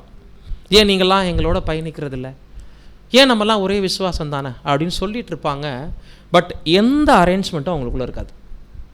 குறிப்பாக 2ஆம் வருகையை ஏன் நம்ம இவ்வளோ டீப்பாக பார்க்குறோம் தெரியுங்களா? உபதேசத்தில் குறிப்பாக 10 வெள்ளிக்காசு 10 வெள்ளிக்காசு ஆதாமுடைய சிருஷ்டிப்புலேருந்து 2ஆம் மரணம் வரைக்கும் இருக்கக்கூடிய அடிப்படை உபதேசங்களை தான் நம்ம என்ன சொல்கிறோம், 10 வெள்ளிக்காசு. அதில் முக்கியமான பாயிண்ட் நீதிமானாக்கப்படுதலும் பரிசுத்தமாக்கப்படுதலும் வரும். இந்த 10 வெள்ளிக்காசே ஆழமான புரிதல் இல்லாத சகோதரர்கள் இருப்பாங்க. இப்போ அவங்கள வெறுக்கலை பகைக்கலை, ஒரு ஒன் மைண்ட் இல்லாத ப்ராப்பர் ஏற்றக்கால சத்தியம் இல்லாத, குறிப்பாக 2ஆம் வருகையை பிலீவ் பண்ணாத, ராஜ்யம் ஸ்டார்ட் ஆகிடுச்சுங்கிறத புரிஞ்சுக்காதவங்கள அரைக்கச்சை கட்டி கொண்டு 2ஆம் வருகையில் வந்து பந்தி பரிமாறுகிறவர் எப்படி அவங்களுக்கு போஜனம் கொடுக்குறாருங்கிறத நான் விசுவாசிக்க முடியும். இப்போ நான் வந்து கிறிஸ்து எனக்கு 2ஆம் வருகை வந்து போஜனம் கொடுக்குறாருங்கிற பிலீவில் இருக்கிறேன் அப்படி வச்சுக்கோங்களேன். நீங்களும் அந்த சாப்பாடை சாப்பிட்டுருக்குறீங்க. இதே அடையாளத்தில் மற்றொரு ஐக்கியம் சகோதரர்கள் இருக்கிறாங்க, அவங்க 2ஆம் வருகையோ ராஜ்யத்தையோ பிலீவ் பண்ணலை. இப்போ உங்களுக்கு கண்ணுக்கு தெரிகிற மணவாளன் அவங்களுக்கு தெரியல. இந்த இடத்துல ஒன்னஸ் எப்படி வரும்? இது பகையா விரோதமா? கேட்குறது நியாயமான காரியம் தானே. ஸோ நினச்சாலும் அவங்களோட நம்மளால் என்ன பண்ண முடியாது. ஏன்னா இப்போ நம்ம பேசிகிட்டு இருக்கிற சத்தியம் வெளிப்பட்டதே 2ஆம் வருகையினால தாங்க. ஏற்றகால சத்தியம் வெளிப்பட்டதே அவர் வந்து பந்தி பரிமாறுறதான். அதுலேயே பிலிவ் இல்லைன்னு சொல்லும்போது உபதேச ரீதியான வேற்றுமையில் நிச்சயமாக பிரிவினை கட்டாயம் வரும். வாசிக்கலாம் 1 தீமோத்தேயு 6:3-4. 1 தீமோத்தேயு 6ஆம் அதிகாரம் 1ஆம் வசனங்கள் முதல். ஒருவன் நம்முடைய கர்த்தராகிய இயேசு கிறிஸ்துவின் ஆரோக்கியமான வசனங்களையும் தேவ பக்திக்கேற்ற உபதேசங்களையும் ஒப்புக்கொள்ளாமல் வேற்றுமையான உபதேசங்களை போதிக்கிறோனானால் அவன் இருமாப்புள்ளவனும் ஒன்றும் அறியாதவனும் தர்க்கங்களையும் வாக்குவாதங்களையும் பற்றி நோய் கொண்டவனுமாய் இருக்கிறான். அவைகளாலே பொறாமையும் சண்டையும் தூஷணங்களும் பொல்லாத சம்சயங்களும் உண்டாகி. அடுத்த வசனம் கூட படிங்க. 5ஆம் வசனம். கெட்ட சிந்தையுள்ளவர்களும் சத்தியமில்லாதவர்களும் தேவபக்தி ஆதாய தொழில் என்று எண்ணுகிறவர்களுமாய் இருக்கிற மனுஷர்களால் உண்டாகும் மாறுபாடான தர்க்கங்களும் பிறக்கும். இப்படிப்பட்டவர்கள் விட்டு விலகு. பிரதர் வாங்க நம்ம ஒரு மீட்டிங் வச்சு உங்கள் விசுவாசத்தையும் எங்கள் விசுவாசத்தையும் பேசலான்னு கூப்பிட்ருக்காங்க. நிறையா நேரங்களில் இந்த மாதிரி மீட்டிங்லாம் நடந்திருக்கு. வந்துட்டாரா இல்லையா? ராஜ்யம் ஸ்டார்ட் ஆகிடுச்சா இல்லையா? பாஸ்ஓர் இப்படி ஆசரிக்கலாமா கூடாதா? எலெக்ஷன் வேணுமா வேணாமா? இப்படி ஆரோக்கியமாக கூப்பிடுற மாதிரி நம்மலாம் ஒரே பிலிவுக்குள்ளே வந்துடலான்னு கூப்பிட்டு நிறைய நேரங்களில் வேறு வேறு விசுவாசம் கொண்ட சகோதரர்கள்லாம் ஒன்றா மீட்டிங் போட்டது உண்டு. எதுக்கு தெரியுங்களா? ஐக்கியங்களை ஒன்று சேர்க்கறதுக்கு. ஆனால் அது நடக்கலை. ஏன்னா அந்த 4ஆவது வசனம் தான். தர்க்கங்களையும் வாக்குவாதங்களையும் கொண்ட நோய் கொண்டு சண்டையும் வாக்குவாதங்களும் தான் எழும்பி அது முடிஞ்சிருக்கே தவிர வேறே வேறு விசுவாசம் உள்ளவர்களை ஒரே வழியில் நம்ம என்ன பண்ண முடியாது. என்ன நினச்சாலும் பிரயாணப்பட வைக்க கம்பல் பண்ணவே முடியாது. அதான் நம்ம பார்க்குறோம். கர்த்தராகிய இயேசு கிறிஸ்துவின் ஆரோக்கியமான வசனங்களையும் தேவபக்திக்கேற்ற உபதேசங்களையும் ஒப்புக்கொள்ளாமல் என்று சொல்லும்போது இது 1ஆம் வருகையை விட 2ஆம் வருகைக்கு மிக மிக நம்ம உற்று கவனிக்கப்பட வேண்டிய விஷயம். 2ஆம் வருகையில் தான் இன்றைக்கி அவ்வளோ வெளிச்சங்கள், சபைக்கடுத்த காரியங்கள், ஒழுங்குமுறை சார்ந்த விஷயங்கள், இன்றைக்கி எலெக்ஷன் ட்ரூத்தெல்லாம் எந்த அளவுக்கு நம்முடைய மனக்கண்களை பிரகாசிக்க செஞ்சுருக்கு இல்லைங்களா? இதை ஏற்றுக்கொள்ளங்கும்போது வீணான வாக்குவாதங்கள், இருமாப்பு, சண்டை, கலகங்கள் தான் பிறக்கும். குறிப்பாக 5ஆவது வசனத்தில் என்ன சொல்லிட்டார்? இப்படிப்பட்டவர்களை விட்டு நீ அந்த விலகுங்கிற வார்த்தைக்கு அப்போ என்ன அர்த்தம்? தொடர்பு வைக்கணும்னு சொல்கிறாரா? தொடர்பு வைக்கக்கூடாதுன்னு சொல்கிறாரா? ஆமாம் பிரியமானவர்களே, இந்த பாடத்தில் கவனிக்கப்பட வேண்டிய விஷயம், கிறிஸ்துவின் அன்பு நம்மளை நெருக்கணும், ஏவனும், ஜீவனை கொடுக்கத்தான் வந்திருக்கிறோம். ஆனால் கவனிக்கணும், அன்பு நிமித்தம் ஏற்படக்கூடிய பிணைப்புக்கும் நீதி நிமித்தமாய் உண்டாகக்கூடிய பிரிவினைக்கும் உள்ள வித்தியாசத்தை நம்ம உணர்ந்துக்கணும். அன்புங்கிற குணம் நீதியை விட்டு கொடுத்து சமரசம் பண்ணக்கூடாது. அப்போ நீதி கண்டிப்பாக, நீதி நியாயம் தேவனுடைய சிங்காசனத்தின் ஆதாரம். அது எப்படி பிரதர்? அன்பு தானே பெருசாக நம்ம வைக்கணும். ஆமாம். இப்போ அன்புங்கிற ஒரு விஷயத்தினால தப்பு பண்ணுறவங்களுக்கு துணை போயிட்டே இருக்கலாமா? அன்பு தான் பிரதர் அவர்கிட்ட காட்டணும். வேறு பிலிவில் இருந்தால் இருந்துட்டு போகிறாரு, நான் அவரோட போய் பாஸ்வேர்டு ஆசிரிக்க முடியுமா? வேறு விசுவாசத்தில். அப்போ அந்த ஒருமைப்பாடு என்னாகும்? அவங்க நம்பிக்கை வேறு, எல்லா விஷயத்துலையும் பிலிவில் வேறுபட்டவங்களோட நம்ம போய் பாஸ்வேர்டு ஆசிரிக்க முடியுமா? அவ்வளோதான் என்னுடைய கேள்வி. அப்போ என்ன ஆகும்? என்ன சொல்கிறார் முடிவில்?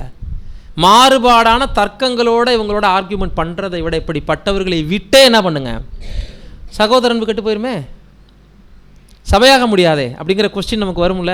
அதற்கான ஊக்கம்தான் அந்த வசனம்.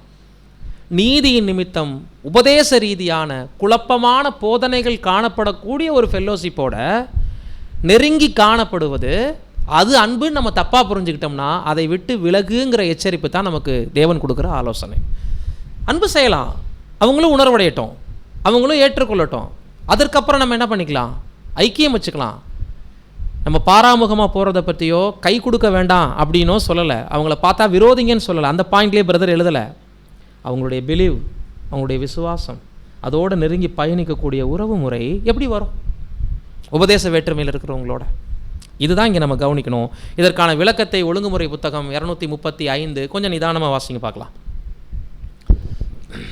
கிறிஸ்துவின் உபதேசங்களை திட்டவட்டமாய் போதிப்பதற்கும் மற்றும் அந்த உபதேசங்களை சிறிது வேறுபாடான விதத்தில் போதிப்பதற்கும் இடையிலான வேற்றுமையை வகைப்படுத்தி பார்ப்போமாக.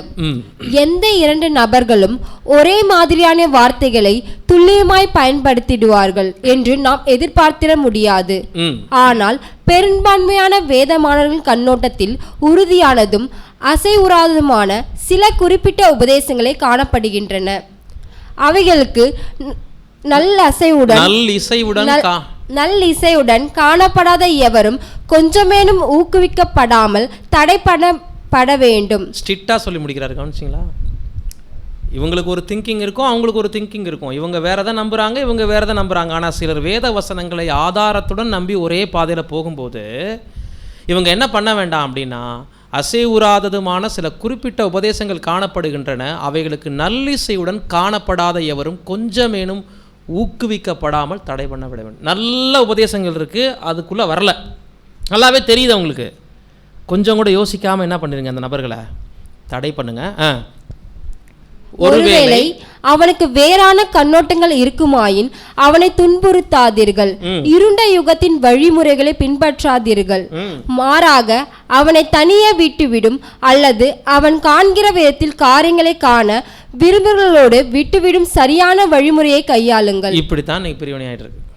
ஒருத்தர் வராரு, அவருக்கு உபதேசத்தில் ஸ்ட்ராங்காக இருக்கிற விஷயத்திலேயே விருப்பம் இல்லை, நம்பிக்கை இல்லை, வேற ஒரு கண்ணோட்டத்தை வைக்கிறாரு வசனங்களுக்கும் மற்ற காரியங்களுக்கும். இப்போ அவர் நம்ம போராடி அவரை திருத்துறதை விட அல்லது அவரை துன்புறுத்துறதை விட, இருண்ட யுகத்தின் காலகட்டத்தில் பழிதீர்த்த மாதிரி செஞ்சிடாதீங்க, அவரை விட்டுருங்க தனியாக. குறிப்பாக அவருக்குன்னு சில ஆதரவாளர்கள் இருப்பாங்கள்ல, அவங்களையும் அவரோட சேர்த்து விட்டுருங்கன்னு சொல்கிறார். புரியுதுங்களா? இப்போ இதை நம்ம உற்று கவனித்தோம்னா நம்ம தற்காலத்தில் பார்க்குறது பிரிவினைகள் இல்லை அப்படிங்கிறது உங்களுக்கு புரிய வரும். ஒரே ஊரில் இப்போ அநேக சபைகள் இருக்குன்ற கேள்வியோடு உள்ளே போனோம்ல, ஏன் இருக்குது அப்படின்னா, இதுதான் வரையறை, இதுதான் சத்தியம், இதுதான் விசுவாசம்னு இருந்தும், குறிப்பிட்ட ஒழுங்குமுறை ஆணித்தனமாக இருந்தும் அதை பின்பற்றாத சபை, அந்த நபரை சார்ந்து போன சில நபர்கள் இப்படி இருக்கிறாங்கன்னா அவரையும் விட்டுருங்க. அவரோட தொடர்பில் இருக்காங்க பார்த்தீங்களா, அவங்களையும் விட்டுருங்க. நமக்கு ஆலோசனை கொடுக்குறாரு. இங்கே சகோதர அன்பு கெடணும், இது ஒருமைப்பாட்டுக்கு எதிரானதோ அப்படின்னு இருந்திருந்தால் அவர் என்ன செய்திருப்பார்? இல்லை, அப்படி வேற்றுமையான உபதேசத்தையே போதிச்சாலும் கிறிஸ்துவனுடைய அன்பு உங்களை என்ன பண்ணணும்?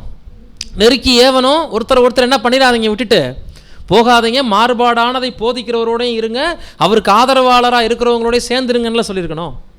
ஸோ கிறிஸ்துவனுடைய அன்பு நீதிக்கு அப்பாற்பட்டதாக நம்ம தப்பாக நிறைய நேரங்கள் என்ன பண்ணிக்கிறோம், புரிஞ்சுக்கிறோம். முடிச்சிட்டிங்களா ஸ்லைடு? அவனை தனியே விட்டுவிடும் அல்லது அவன் காண்கிற விதத்தில் காரியங்களை காண விரும்புகிறவர்களோடு விட்டுவிடும்படி சரியான வழிமுறையை கையாளுங்கள். அவர் கண்ணோட்டத்தை விரும்புவாங்க சிலர், அவரை விட்டுருங்க. அவங்கள என்ன பண்ணாதீங்க, துன்புறுத்தி கட்டாய அன்புக்குள்ளே கொண்டு வரும்படி எந்த ஃபோர்ஸும் பண்ணாது. ஸோ உபதேச வேற்றுமையினால் அநேக வேதமானவர்கள் மத்தியில் நிறைய பிரிவினைகள் இருக்கிறதை நம்ம பார்க்குறோம். ரெண்டாவது, ஒழுங்குமுறையை பின்பற்றாததினால் ஏற்படும் பிரிவினைகள். உபதேசம் வேற, ஒழுங்குமுறை வேறையா? உபதேசத்துக்குள் ஒரு பார்வை தான் ஒழுங்குமுறை. பட் உபதேசம் நம்ம ஏன் பிரித்தோம் அப்படின்னா, அந்த 10 வெள்ளிக்காசு அடிப்படையான விஷயம் இல்லைங்களா, பேசிக் டாக்ட்ரின்ஸ். அதெல்லாம் அந்த 10 வெள்ளிக்காசுக்கு மேலே தான் ஏராளமான சத்தியங்கள் இல்லைங்களா. பட் இன்னைக்கு நம்ம பார்க்குறது ஆர்டர் பற்றி பார்க்குறோம். ஒழுங்குமுறை என்பது என்னங்க? புதிய ஏற்பாட்டுக்கே உரிய பரிசுத்தவான்களுடைய சபை உருவாக்கப்பட்ட நாளிலிருந்து தொடங்கிய விசேஷமாக எலெக்ஷன் பற்றின சத்தியத்தால் இணைக்கப்பட்ட அநேக புத்தகங்கள் இன்றைக்கி நம்ம பார்க்குறோம் இல்லைங்களா. இன்றைக்கி எலெக்ஷன் அப்படின்ற ஒரு விஷயம் தோராயமான சில வசனங்களால் பைபிளில் நமக்கு மேற்கோள் காட்டப்பட்டிருந்தாலும் இந்த எழுத்து வடிவில் உண்டான நிறைய புத்தகங்கள் இல்லை அப்படின்னா, ஒழுங்குமுறை சார்ந்த விஷயங்கள் நமக்கு 6வது வால்யூம் போன்ற புத்தகங்கள்லையும் நிறைய கேள்வி பதில் புத்தகங்கள்லையும் இது போன்ற புது சிருஷ்டி ஒழுங்குமுறை போன்ற அந்த ஒரு புத்தகங்களில் கலெக்ஷனாக நமக்கு கொடுக்கப்படலை அப்படின்னா, ஒரு சபையில் என்னென்ன செய்யணுன்றதே நமக்கு இன்றைக்கி தெரிஞ்சிருக்காது. ஆரம்பம் எலெக்ஷன், அதுக்கு முந்தையது அலுவல் கூட்டம், ஒரு சபையினுடைய பக்தி விருத்திக்கு ஏதுவான கூடுகை இன்றைக்கெல்லாம் பண்ணுறோமே, இதெல்லாம் சில நாட்களுக்கு முன்னாடி இல்லை. குறிப்பாக பெரையா டிஸ்கஸ் இதெல்லாம் எதுக்கு நம்மளை வழி நடத்தியிருக்கு? இன்றைக்கி நன்மை தீமை இன்னதென்பதை சத்திய வசனத்தால் பகுத்து பார்க்கக்கூடிய மனப்பக்குவத்தில் சபையின் மூப்பர்கள் மட்டும் இல்லை, எல்லாரும் வந்திருக்கிறீங்க. இது என்ன, எதனால் ஏற்பட்ட ஸ்லாக்கியம் இது? இன்றைக்கி ஒருவர் பேச மற்றவர்கள் கேட்டு போக, அப்படி தேவன் இன்றைக்கி சபையை வைக்கல. எல்லாரும் கலந்து உட்காந்து ஒரு சில பாயிண்ட்ஸ் எடுத்துகிட்டு டிஸ்கஸ் பண்ணுறோம். சமமான வளர்ச்சி பாதை நோக்கி கடந்து போகிறோம். ஆண் பெண் வேறுபாடின்றி போயிட்டுருக்குறோம். இதுக்கு காரணம், அடித்தளம் என்ன? ஒழுங்குமுறையை மதித்ததனால், சில சபைகள் பின்பற்றதனால் ஏற்பட்ட விஷயம். வாசிங்க 1 கொரிந்தியர் 14:33 மற்றும் 40. 1 கொரிந்தியர் 14:33 முதல், தேவன் கலகத்திற்கு தேவனாயிராமல் சமாதானத்திற்கு தேவனாயிருக்கிறார். பரிசுத்தவான்களுடைய சபைகள் எல்லாவற்றிலேயும் அப்படியே இருக்கிறது. ஆமாம், தேவன் கலகத்திற்கு தேவன் இல்லை, சமாதானத்திற்கு தேவனாக இருக்கிறார் என்ற காரணம் விஷயம் எதன் மூலம் வெளிப்படுதுன்னா, பரிசுத்தவான்கள் மத்தியில் ஏற்படக்கூடிய ஒழுங்குமுறையை ப்ராப்பராக செய்யாத பொழுது அங்கே கலகங்களும் கூச்சல்களும் குழப்பங்களும் நிலவும். அதனால தான் 40 என்ன சொல்லிட்டாரு? சகலமும் நல்லொழுக்கமாயும் கிரமமாயும். எல்லாத்துக்கும் ஒரு ஆர்டர் வேணும். எப்படி வேணாலும் இருக்கலாம், எப்படி வேணாலும் போகலாம் அப்படின்னு பரிசுத்தவான்கள் சபையில் வைக்கல. யாருடைய சுய கருத்துக்களும் அங்கே மேலோங்கி இருக்கக்கூடாது. ஒரு ஒழுங்குமுறை என்று ஸ்ட்ரிக்டாக வந்துருச்சு அப்படின்னா அதுக்குள்ளே நம்ம எல்லாருமே என்ன பண்ண ஆரம்பிச்சிருவோம்? பயணிக்க ஆரம்பிச்சிருவோம். இப்போ இந்த ஒழுங்குமுறை அடிப்படையான உபதேசங்கள்லேருந்து இது எப்படி வேறுபடுது? இதுவும் ஒரு விதத்தில் உபதேசம் தான். பட் எப்படி வேறுபடுதுன்னா, இது சபை அரேஞ்ச்மெண்ட்டுன்னு வந்துடுது. இங்கே பிலிவெல்லாம் கரெக்டாக இருப்பாங்க, ஒழுங்குமுறையை மாத்திரம் எதிர்த்து நிற்பாங்க. புரியுதுங்களா பாயிண்ட்டு? எங்களுக்கு விசுவாசம் இருக்குது, 2ஆம் வருகை ஏற்றுக்கிறோம், நாங்கள் பாஸ் ஓவர்லாம் கரெக்டாக அவங்கள மாதிரி தான் ஆசரிக்கிறோம், ராஜ்யம் ஸ்டார்ட் ஆகிடுச்சு, பல விஷயங்கள் ஓகே. இந்த எலெக்ஷன் மட்டும் பிரதர் வச்சா சபைக்குள்ளே என்ன ஆகிடுது? பிரச்சனை வந்துடுது பிரதர். அதனாலேயே எலெக்ஷனை தள்ளி போட்டுட்ருக்குறாங்க சில சபைகளில். நமக்கு தெரிஞ்சு 30-40 வருடங்களாக ஒரு சகோதரன் இதே கருத்தை சொல்லிட்டு இருக்கிறார். எலெக்ஷன் வச்சா சபைக்குள்ளே சொல்கிற ஒருத்தரே முடிவெடுத்து சொல்லிட்டு இருக்கிறாரு. அந்த ஜனங்கள் மத்தியிலையும் போய் நின்று எலெக்ஷன் வச்சா நமக்குள்ளே பாருங்கள், அந்த ஊரில் 2 சபை ஆயிடுச்சு, இந்த ஊரில் 2-3 சபை ஆயிடுச்சு, நம்ம மட்டும் ஸ்ட்ராங்காக இருக்கணும், சமாதானமாக இருக்கணும், நமக்குள்ளே என்ன வேணாம், எலெக்ஷன் வேணான்னு சொன்னோன்னே அவங்கெல்லாம் கை தூக்கி எலெக்ஷன் நமக்கு வேண்டாம். அப்போ இவங்க என்ன பார்வை விதைக்கிறாங்களோ அதை ஜனங்கள் என்ன பண்ணுறாங்க? அப்படியே நம்புகிறாங்க. இது ரொம்ப நயவஞ்சகமான வேலை. ஏன்னா அடிப்படையான சத்திய விசுவாசத்தை, அடிப்படையான போதனையை எந்த அளவுக்கு வெறுக்கிறோமோ அதற்கு சமமான ஒன்று சபையினுடைய ஒழுங்குமுறையை பின்பற்றாமல் போகிறது. டிரைவர் கண்டக்டர் மாதிரி இந்த வேலை. புரியுதுங்களா? இப்போ ஓட்டுநர் இல்லாமல் பேருந்து எப்படி போகும் இல்லைங்களா? அந்த மாதிரி தான் ஒரு சபைக்கு சத்தியம் தெரிஞ்சிருச்சு, பரிசுத்தவான்கள் தங்கள் பாதையை கண்டுபிடிச்சிட்டாங்க, இந்த பாதையை நோக்கி பிரயாணம் பண்ணும்போது அங்கே ஒழுங்குமுறை என்பது அவசியம் இல்லைங்களா? இது இல்லாதனால தான் இன்றைக்கி நிறைய இடங்களில் பிரச்சனைகள். ஏன்னா நிறைய சகோதர சகோதரிகளுக்கு பெரிய பாரம் கொஸ்டின் என்ன தெரியுங்களா? என்ன பிரதர் இங்கேயும் எப்போ பார்த்தாலும் பிரச்சனை, நம்ம ஐக்கியத்துக்குள்ளேயும் எதுக்கு ஒவ்வொரு ஊர்லேயும் இத்தனை சபைகள், 3-4 சபைகள் அப்படின்னா புரிஞ்சுக்கணுன்னு தான் அந்த பாடத்தை நம்ம பார்த்துட்ருக்குறோம். வேணும்னு நடக்கலை, எதுவும் தேவன் நம்மளுடைய எல்லாருடைய லைஃப்லையும் இருக்கிறாரு. சத்தியத்தை சமமாக தான் கொடுக்குறாரு. உபதேசத்தை ஏற்றுக்கொள்ளாதவர்களும் எப்படி நடக்க முடியும்? நம்ம ஒன்றா ஒழுங்குமுறையை பின்பற்றாதவர்கள் மத்தியில் என்ன நடக்கும்? முதலாவது வாசிங்க, ரோமர் 16:17. ரோமர் 16:17. அன்றியும் சகோதரரே, நீங்கள் கற்றுக்கொண்ட உபதேசத்துக்கு விரோதமாய் பிரிவினைகளையும் இடர்களையும் உண்டாக்கிறவர்களை குறித்து எச்சரிக்கையாயிருந்து அவர்களை விட்டு விலக வேண்டும் என்று உங்களுக்கு புத்தி சொல்லுகிறேன். 2வது வசனமும் இப்போ நம்ம படிச்சிருக்கிறோம், விட்டு விலகிறத பற்றி தான் பேசியிருக்கு. கவனிச்சிங்களா? ஒன்றா நடக்கிறத பற்றி பேசல. இதுக்கான எக்ஸ்பிளைன் படிக்கலாம். ஒழுங்குமுறை புத்தகம் 228. ஆனால் நாமோ சபை மீதும் எப்படி இந்த சோதனை காலம் கர்த்தருடைய ஜனங்களுக்கு வரும் என்பதன் மீதும் தான் அதிகம் ஈர்க்கப்பட்டுள்ளோம். எப்படி நடக்குமென நாம் எண்ணுகிறவர்களுக்கு அப்பாற்பட்டவைகளையே நாம் இங்கு எழுதப் போகின்றோம். மேலும் இதை எழுதுவது என்பது கர்த்தருடைய காரணங்கள் மற்றும் ஜனங்கள் தொடர்புடையதான நம்முடைய கடமையாக இருக்கிறது என்று நமக்கு தோன்றுகின்றது. வேதமானவர்கள் மீது ஒரு மாபெரும் ஆபத்து காணப்படுகிறது என்று நாம் நம்புகிறோம். மற்றும் அது எத்தனை சீக்கிரமாய் கண்டுணரப்படுகின்றதோ அவ்வளவாய் அச்சோதனையானது மிக வெற்றிகரமாக கடந்து போகப்படும். இது பிரிவினைகளை அர்த்தப்படுத்துகிறதா இருக்கலாம். மேலும் அங்கீகரிக்கப்பட்ட வழிமுறைகள் மற்றும் அங்கீகரிக்கப்பட்ட உபதேசங்கள் மற்றும் அங்கீகரிக்கப்பட்ட முறைமைகள் உணர்ந்து கொள்ளப்படத்தக்கதாகவும் மற்றும் உண்மையான போதகர்கள் மிக முழுமையை அடையாளம் கண்டு கொள்ளப்படத்தக்கதாகவும் அப்போஸ்தலர் கூறியுள்ளது போன்று பிரிவினைகள் சில சமயம் அவசியமாக இருக்கின்றன. 7ஆம் தூதன் என்ன எழுதியிருக்காரு? முறையான போதனைகள் பின்பற்றப்படலைன்னா, குறிப்பாக இந்த சோதனை எதனால் வரும்னு சொல்லிட்டாரு. அங்கீகரிக்கப்பட்ட வழிமுறைகள் மற்றும் அங்கீகரிக்கப்பட்ட உபதேசங்கள் மற்றும் அங்கீகரிக்கப்பட்ட முறைமைகள் உணர்ந்து கொள்ளப்படத்தக்கதாக மற்றும் உண்மையான போதகர்கள் மிக முழுமையாய் அடையாளம் கண்டுகொள்ளப்படத்தக்கதாகவும் பிரிவினைகள் அவசியம். இப்போ புரிஞ்சுக்குங்க, ஒரு ஊரில் 4 சபை இருக்குது. யாரை வெளிப்படுத்துறதுக்காக தேவன் அதை அனுமதிச்சிருக்கிறார்?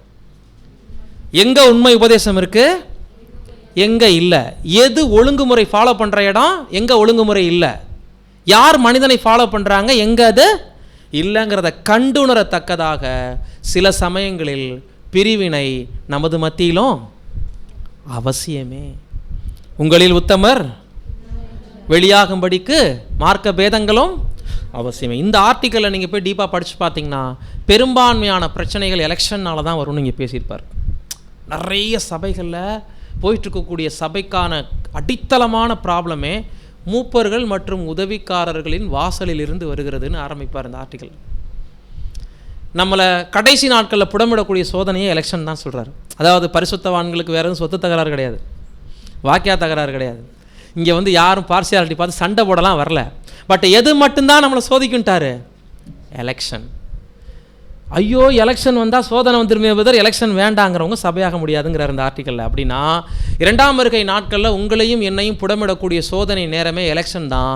இந்த ஒழுங்குமுறை வச்சா பிரச்சனை வருதுன்னு எந்த சபை நிராகரிக்குதோ அந்த சபைகள் நிச்சயம் சபையாக முடியாது. எலெக்ஷன் தாங்க புடமிடுற சோதனைங்கிறாரு. நீங்கள் எடுத்து படித்து பாருங்கள். இந்த ஒழுங்குமுறைக்குள்ளே போய் சோதனை நேரம், அந்த ஆர்டிக்கலுடைய தலைப்பு பிரிவினை வந்தாகணுங்கிறார். அதாவது யாருனால வரும்னு சொல்கிறாரு பாருங்கள். குறிப்பாக வாசிங்க, ஒழுங்குமுறை புத்தகம் 236, ரீப்ரிண்ட் நம்பர் 59-81. நீங்கள் சபையிலே கூடி வந்திருக்கும் போது உங்களில் பிரிவினைகள் உண்டென்று கேள்விப்படுகிறேன். அதில் சிலவற்றை நம்புகிறேன். உங்களில் உத்தமர்கள் இன்னாரென்று வெளியாகும்படிக்கு மார்க்க பேதங்களும் உங்களுக்குள்ளே உண்டாயிருக்க வேண்டியதே. ஆமாம், ஆச்சரியமெல்லாம் பட வேண்டாம். நிறையா சபை இருக்குது, நிறைய பேரை ஃபாலோ பண்ணி போடுறாங்க, தப்பான வழியில் போகிறாங்க. எந்த ஆடுகள் யார் பின்னாடி போகுமோ அப்படி தாங்க போகும். மெய்ப்பன் எவ்வளியோ ஆடுகளும் அவ்வளியே. ஒருத்தர் போய் விதைக்கிறாருன்னா அவர் விதைக்கிற செடி தான் உருவாகும். அந்த செடியில் போய் விசச்செடியில் நல்ல இனிமையான கனிகளை நம்ம எப்படி தேட முடியாதோ, நல்ல திராட்சை செடியில் போய் விசக்கனிகளை எப்படி தேட முடியாதோ, நாம் ஹார்வெஸ்ட் பண்ணுறோன்னா நம்ம என்ன இருதயத்திலேருந்து ஒருத்தருக்கு விதைச்சி ஒருத்தரை உள்ளே கூட்டிகிட்டு வர்றோமோ அந்த வளர்ப்பு தான் இருக்கும். இன்னொரு மனநிலையில் கொண்டவர் போய் ஒரு ஹார்வெஸ்ட் பண்ணுறாருன்னா அவர் யாரை கூட்டிகிட்டு வராரோ அவர் மனநிலையில் தான் வர்ற ஆடுகள் இருக்கும். ஸோ அங்கே ஒரு டிவிஷன் இங்கே ஒரு டிவிஷனாக தான் வளர்க்கப்படுவோம். ஏன் அப்படின்னா கோதுமையுடன் கலையும் சேர்த்து வளர விடு. அப்போ தான் வளர்ந்து முடிக்கும்போது எது கலை எது கோதுமைன்னு பார்த்து எதை நெருப்பில் சுட்டரிக்கிறது எதை களஞ்சியத்தில் சேர்க்கணுங்கிறத அவர் சேர்ப்பார். அதனால் சகோதர சகோதரிகள் தெளிவாக இருந்துக்கங்க. டிவிஷனை கண்டு பயப்பட வேண்டாம், அஞ்ச வேண்டாம், நம்ம அன்பில் தோற்று போயிட்டோன்னு நினைக்கவும் வேண்டாம்.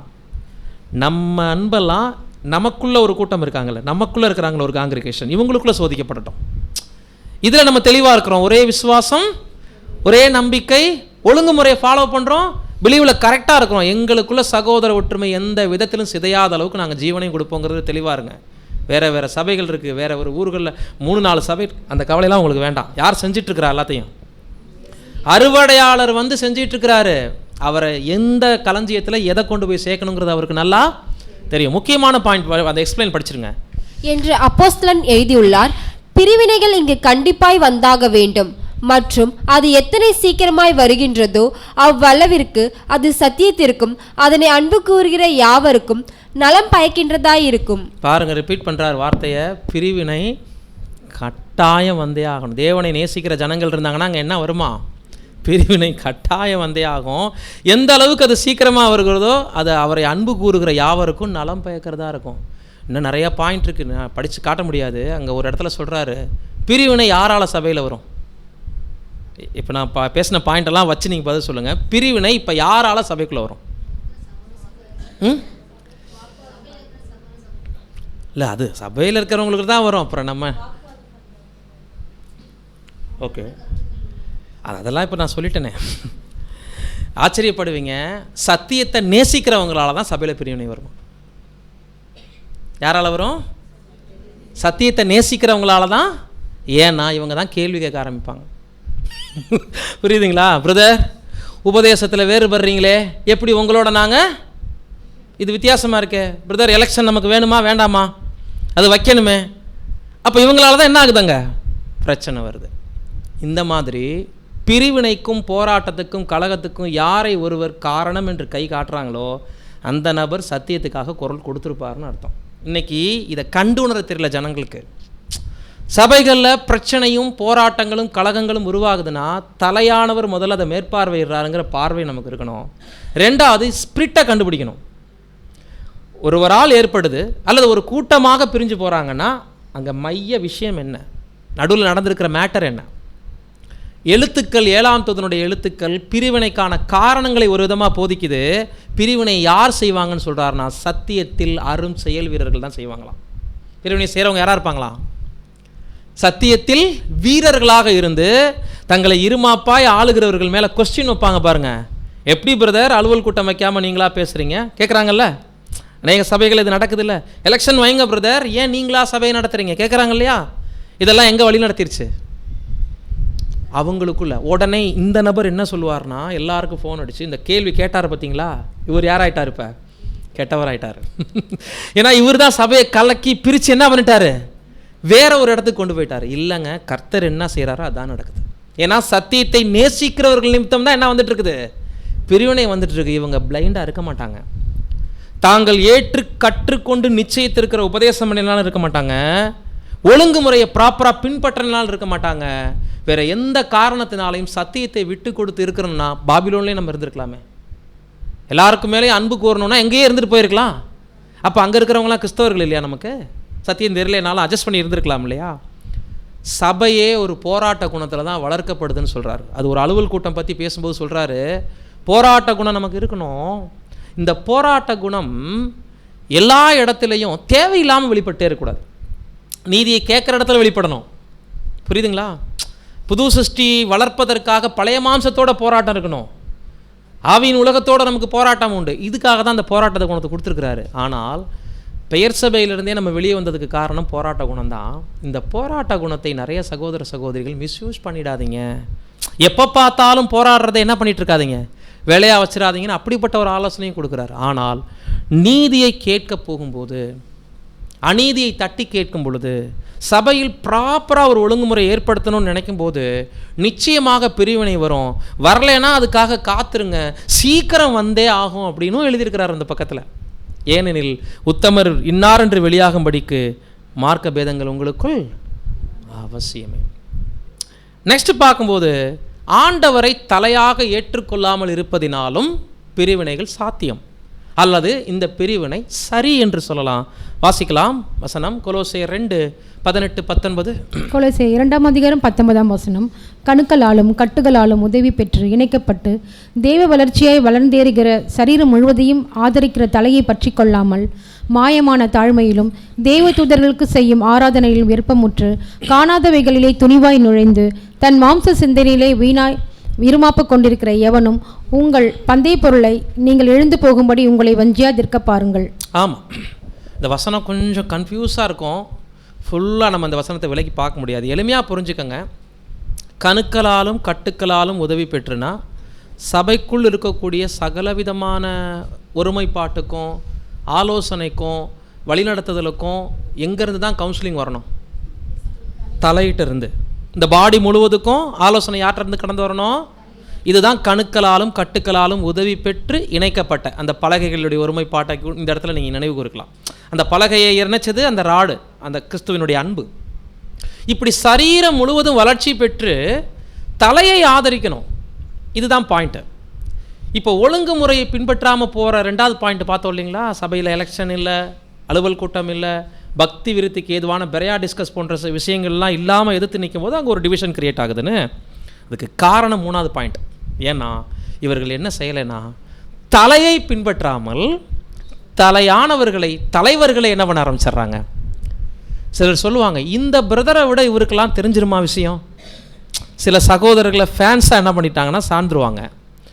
அவங்க எந்திரிக்க சொன்னால் எந்திரிப்பாங்க, உட்கார சொன்னால் எந்திரிப்பாங்க, அவங்க கண்ணை காமிச்சா கை தூக்குவாங்க. இப்படியெல்லாம் இன்றைக்கி நிறைய இடங்களில் நடக்குது. அதாவது ஃபுல் அண்ட் ஃபுல் வந்து பார்த்திங்கன்னா ஒரு மனுஷன் விழுந்தாலும் எழுந்தாலும் அவரையே ஃபாலோ பண்ணணுங்கிற எண்ணம் உருவாயிரும். எக்ஸாம்பிள், இது எங்கே நடக்க வாய்ப்பு இருக்குன்னா, ஃபாலோ கிளாஸ் எடுத்துருவாங்க சகோதரர்கள்.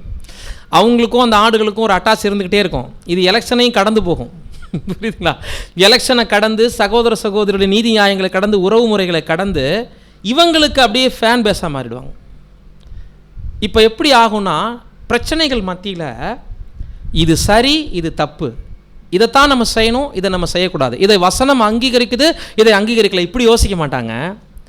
இந்த பிரதர் என்ன செய்கிறாரு, அவருடைய மிஸ்டேக் என்ன, அவரை நம்ம ஃபாலோ பண்ணி போகணும். அவருக்கு ஒரு அவமானமாக நாம் என்ன பண்ணணும்? குரல் கொடுக்கணும். அவர் விழுந்தாருன்னா நாமளும் விழுகணும். அப்படி தான் நடக்குதுங்க இன்றைக்கி. ஒரு சில ஊர்களில் ஒருத்தர் எலெக்ட் ஆகலைன்னா அவங்களுக்கு ஆதரவாக இருக்கிறவங்க 50 பேர் அழுதுருக்குறாங்க. எதை அதாவது பரம அழைப்பு எது இழந்துட்டாங்களான்னு தெரியல. ஏன்னா நமக்கு அழைப்பு எதுக்குங்க? பரம அழைப்பு. இது வந்து ஜஸ்ட்டு வந்துட்டு அது வரைக்கும் நம்மளை நடத்தி கொண்டு போகக்கூடிய ஒரு சின்ன ஒழுங்குமுறை தான். அழைப்பும் தெரிந்து கொள்வதும் இதுக்கானது இல்லையே. இதை உணர்ந்துட்டோம்னாலே ஏராளமான பிரச்சனைகள். இப்போ இவங்க என்ன பண்ணிடுறாங்கன்னா, இதில் அந்த தலைவர்களை ஃபாலோ பண்ணுற ஜனங்களை பற்றி பேசுகிறத விட அப்படிப்பட்ட தலைவர்களை பின்பற்ற தூண்டுகிறவர்களை பற்றி பேசியிருக்காரு பாருங்க. மாயமான தாழ்மை, தேவதூதர்களுக்கு செய்யும் ஆராதனையிலும் விருப்பமாக இருக்கிறவங்க துணிவாய் நுழைந்து மற்றவங்களையும் வீணாய் இருமாப்பு கொள்கிற அளவுக்கு பண்ணி உங்கள் பந்தய பொருளை என்ன பண்ணிடுவாங்களாம். இதுக்கு சில ஏஜென்ட்டுகள் இருப்பாங்க சபைக்குள்ளே. ஒருத்தருக்கு ஆள் சேர்க்கறதுக்கு, அவங்கள ஃபாலோ பண்ணி போகிறதுக்கு, மற்றவங்கள டைவர்ட் பண்ணக்கூடிய வேலையை சிலர் என்ன பண்ணிட்டு இருப்பாங்க, ஒழுங்குமுறைக்கு அப்பாற்பட்டு செஞ்சு இந்த மாதிரியான காரியங்களும் உள்ள ரகசியமாக போகும். இது எதற்கானதுன்னா, தலைஸ்தானத்தை புறக்கணித்து போட்டுட்டு தலைவர்களிடத்துல இவங்களை வைக்கிறதுக்கான முயற்சி. அது இதனாலையும் பிரிவினைகள் உண்டாகும்.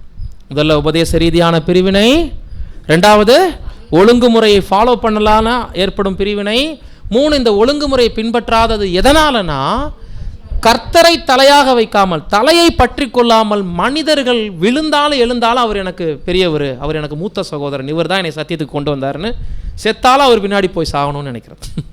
இது நல்ல ஒரு விஷயம் இல்லை இல்லைங்களா? இதெல்லாம் உடச்சி எரிஞ்சா தான் பிரிவினை சால்வ் ஆகும். அப்போ அது இருக்கிற வரைக்கும் பிரிவினை வந்தே தீரும். வாசிங்க 158 பக்கம். ஒழுங்குமுறை. ஒரு சகோதரன் தங்கள் மத்தியில் தன்னைத்தான் உயர்த்தி கொள்வதற்கும் மற்றும் பெரியதாகவோ அல்லது சிறியதாகவோ எண்ணிக்கையில் காணப்படும் கூடுகையினை குறித்து என் சபை என் பின்னடியார்கள் என்று. கவனிங்க, என் சபை யார் சபை, யார் பின்னடியார்கள்? ரத்தம் சிந்தினவர் அங்கே அவ்வளோ சிரமப்பட்டு ரத்தம் சிந்தினால தான் இங்கே வந்து உட்காந்துருக்குறோம். எந்த ஆடுகளையும் எந்த மனிதனும் விலை கொடுத்து வாங்கலை, ஒரே மெய்ப்பனுக்கு சொந்த ஆடுகள் இது இல்லைங்களா? வாசிங்க என்று அவர் பேசியதற்கும் அமைதியாய் அனுமதித்து கொண்டிருக்கும் அந்த தாழ்மையுள்ள சகோதரர்களும் சகோதரிகளும் அந்த சகோதரனுக்கு தீங்கிழைக்கின்றவர்களாகவும் தவறாய் நடப்பதற்கு அவரை ஊக்குவிப்பவர்களாகவும் இருப்பது மாத்திரமல்ல, சபையின் உண்மையான தலையாய் இருப்பவருக்கும் உண்மையற்றவர்களாகி விடுகின்றனர். பார்த்தீங்களா? இதில் சப்போர்ட் பண்ணுறவங்கள தான் அதிகம் சாடுறாரு. கவனிச்சிங்களா? தப்பு பண்ணுறது ஒரு நபர் அப்படின்னா, இந்த தப்பு பண்ணுறதுக்கு தூண்டுறவங்க யாருன்னா என் பின்னடியார்கள், என் சபை, நான் உருவாக்குனது அப்படின்னு பேசிகிட்டு இருக்கிறத அனுமதிச்சுட்டு இருப்பாங்க. பார்த்தீங்களா?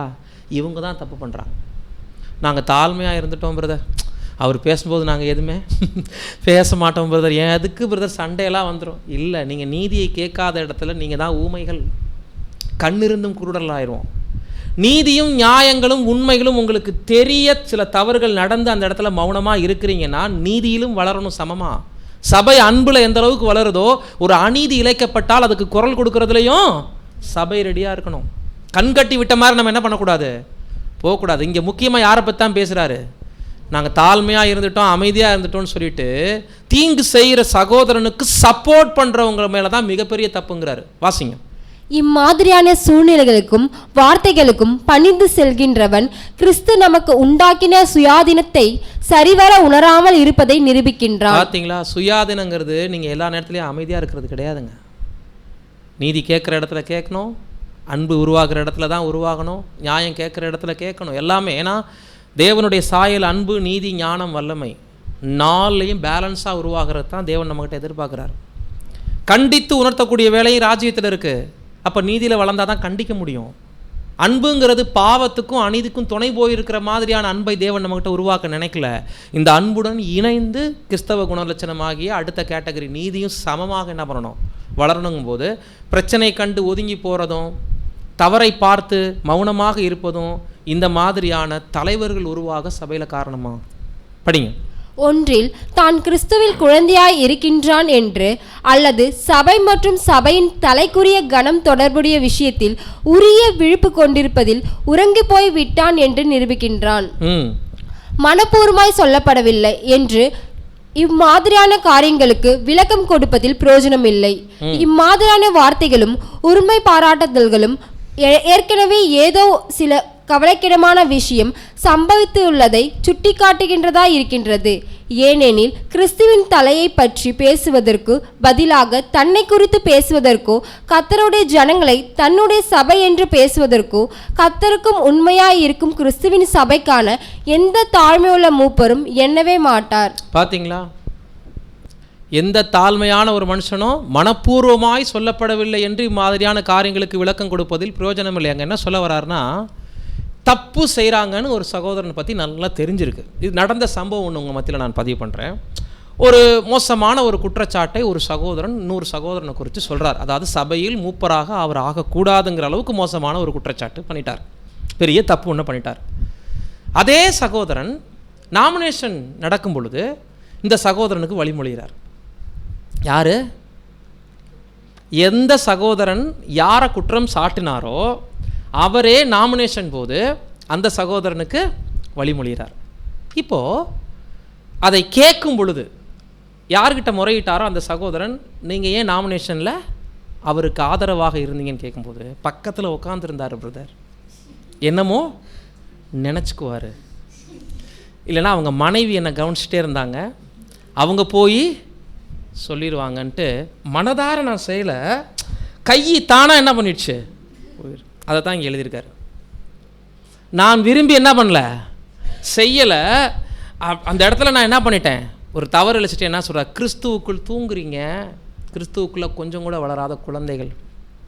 அரும் செயல் வீரர்கள்னால் என்னங்க, உங்களுக்குள்ளே உருவாக இருக்கக்கூடிய குணம் உங்களை சில இடத்துல சிங்கமாக வைக்கணும், சில இடத்துல புறாவை போல இருக்கணும், சர்ப்பத்தை போலவும் வினா உள்ளவங்களாக இருக்கணும், சிங்கத்தை போல கர்ஜிக்கிற இடத்துல கர்ஜிக்கணும், புறாவை போல கபடற்று இருக்கிற இடத்துல தான் இருக்கணும். மாய் மாலம், அந்த போலியான மனத்தாண்மை எதுக்கு? ஒருத்தரை வஞ்சனைக்குள்ளே தள்ளுறதுக்கு நீங்கள் கை தூக்குறீங்க அப்படின்னா அது எதுக்கு? அப்படிப்பட்ட ஆபத்தான தலைவர்களை நீங்கள் தேடுறதுல என்ன பிரயோஜனம்? வஞ்சிக்கிறவர்னு தெரியுது, தப்பானவர்னு அவரை பற்றி நீங்களே தப்புன்னு சொல்லியிருக்கிறீங்க, பட் கை தூக்குறீங்கன்னா இது நல்ல அரேஞ்ச்மெண்ட்டே இல்லையே. இதுதான் இங்கே சொல்ல வர்றார். மாயமான தாழ்மை. அப்போ அவர் என் சபைன்னு சொன்னதுக்கு நீங்கள் என்ன பண்ணிட்டீங்க? கிறிஸ்து உண்டாக்கின அந்த சுயாதீனத்தை சரிவர உணராமல் போயிட்டீங்க. கிறிஸ்துவின் குழந்தையாக இருக்கிறீங்க. தலைக்குரிய தொடர்புடைய விஷயத்தில் உரிமை விழிப்பு கொண்டிருப்பதில் உறங்கி போய்விட்டான் என்று நிரூபிக்கின்றான். மனப்பூர்வமாக சொல்லவில்லை என்று இம்மாதிரியான காரியங்களுக்கு விளக்கம் கொடுப்பதில் பிரயோஜனமே இல்லை. தோத்தர்றீங்க, அப்புறம் ஏன் விளக்கம் கொடுக்குறீங்க அப்படி கேட்குறாரு. இம்மாதிரியான வார்த்தைகளும் உரிமை பாராட்டுதல்களும் ஏற்கனவே ஏதோ சில கவலைக்கிடமான விஷயம் சம்பவித்துள்ளதை எடுத்து காட்டுகிறதா இருக்கிறது. என்ன சொல்ல வரார்? நான் இப்போ ஏமாந்துட்டேன் நீங்கள் சொல்கிறதுல என்ன இருக்குன்னா உள்ள வேற ஏதோ தவறுகள் இருக்குன்னு அர்த்தங்கிறார். அப்போ அதுக்கு முன்னாடியே ஏதோ பிகினிங்லேருந்தே மிஸ்டேக் இருந்துகிட்ருக்கு. இப்போ நான் கவனக்குறைவாக இருந்தேன்னு நீங்கள் சொல்லாதீங்க. அதுக்கு முன்னாடி இருந்தே ஏதோ பிரச்சனை உங்கள் மத்தியில் இருக்குது. ஏனெனில் கிறிஸ்துவின் தலையை பற்றி பேசுவதற்கு பதிலாக தன்னை குறித்து பேசுவதற்கோ, கர்த்தருடைய ஜனங்களை தன்னுடைய சபை என்று பேசுவதற்கோ, கர்த்தருக்கு உண்மையாய் இருக்கும் கிறிஸ்துவின் சபைக்கான எந்த தாழ்மையுள்ள மூப்பரும் எண்ணவே மாட்டான். உண்மையாகவே கிறிஸ்துவிடம் வழிநடத்தக்கூடிய எந்த ஒரு மேய்ப்பரும் மூப்பரும் தன்னை ஜனங்கள் பின்பற்றி வரட்டும், தனக்காக சண்டை போடட்டும், தனக்காக நியாயம் கேட்கட்டும் அப்படின்னு இவங்களும் நினைக்க மாட்டாங்க. கிறிஸ்துவை உண்மையாய் பின்பற்றி வரக்கூடிய யாரும் ஒருவரும் தலைஸ்தானத்தில் அவங்கள வைக்கவும் நினைக்க மாட்டாங்க. நம்ம எல்லாம் ஒரே சரீர அவயங்கள், அங்கங்கள், எல்லோரும் கிறிஸ்துவினால் மீட்கப்பட்டவருங்கிற இந்த புரிதல் இருந்துச்சுன்னா எந்த ஒழுங்குமுறையிலும் எப்படிப்பட்ட குழப்பங்களும் பிரச்சனைகளும் போராட்டங்களும் போனாலும் சபை நிதானமான ஒரு முடிவு எடுப்பாங்க. நிறைய விஷயங்கள் இருந்துட்டாலும் மூணே விஷயத்தை தெளிவாக நம்ம புரிஞ்சுக்கணும். அநேக இடங்களில் பிரிவினைகள், போராட்டங்கள், பிரச்சனைகள், அநேக சபைகள்னு உருவாகியிருந்தாலும் தெளிந்த புத்தியுள்ள ஆவியில் நம்ம கவனிக்கணும். உபதேச வேற்றுமை இருந்தால் பிரிவினை அவசியம். புரியுதுங்களா? ஒழுங்குமுறை ஃபாலோ பண்ணலைன்னா பிரிவினை வந்தே தீரும்.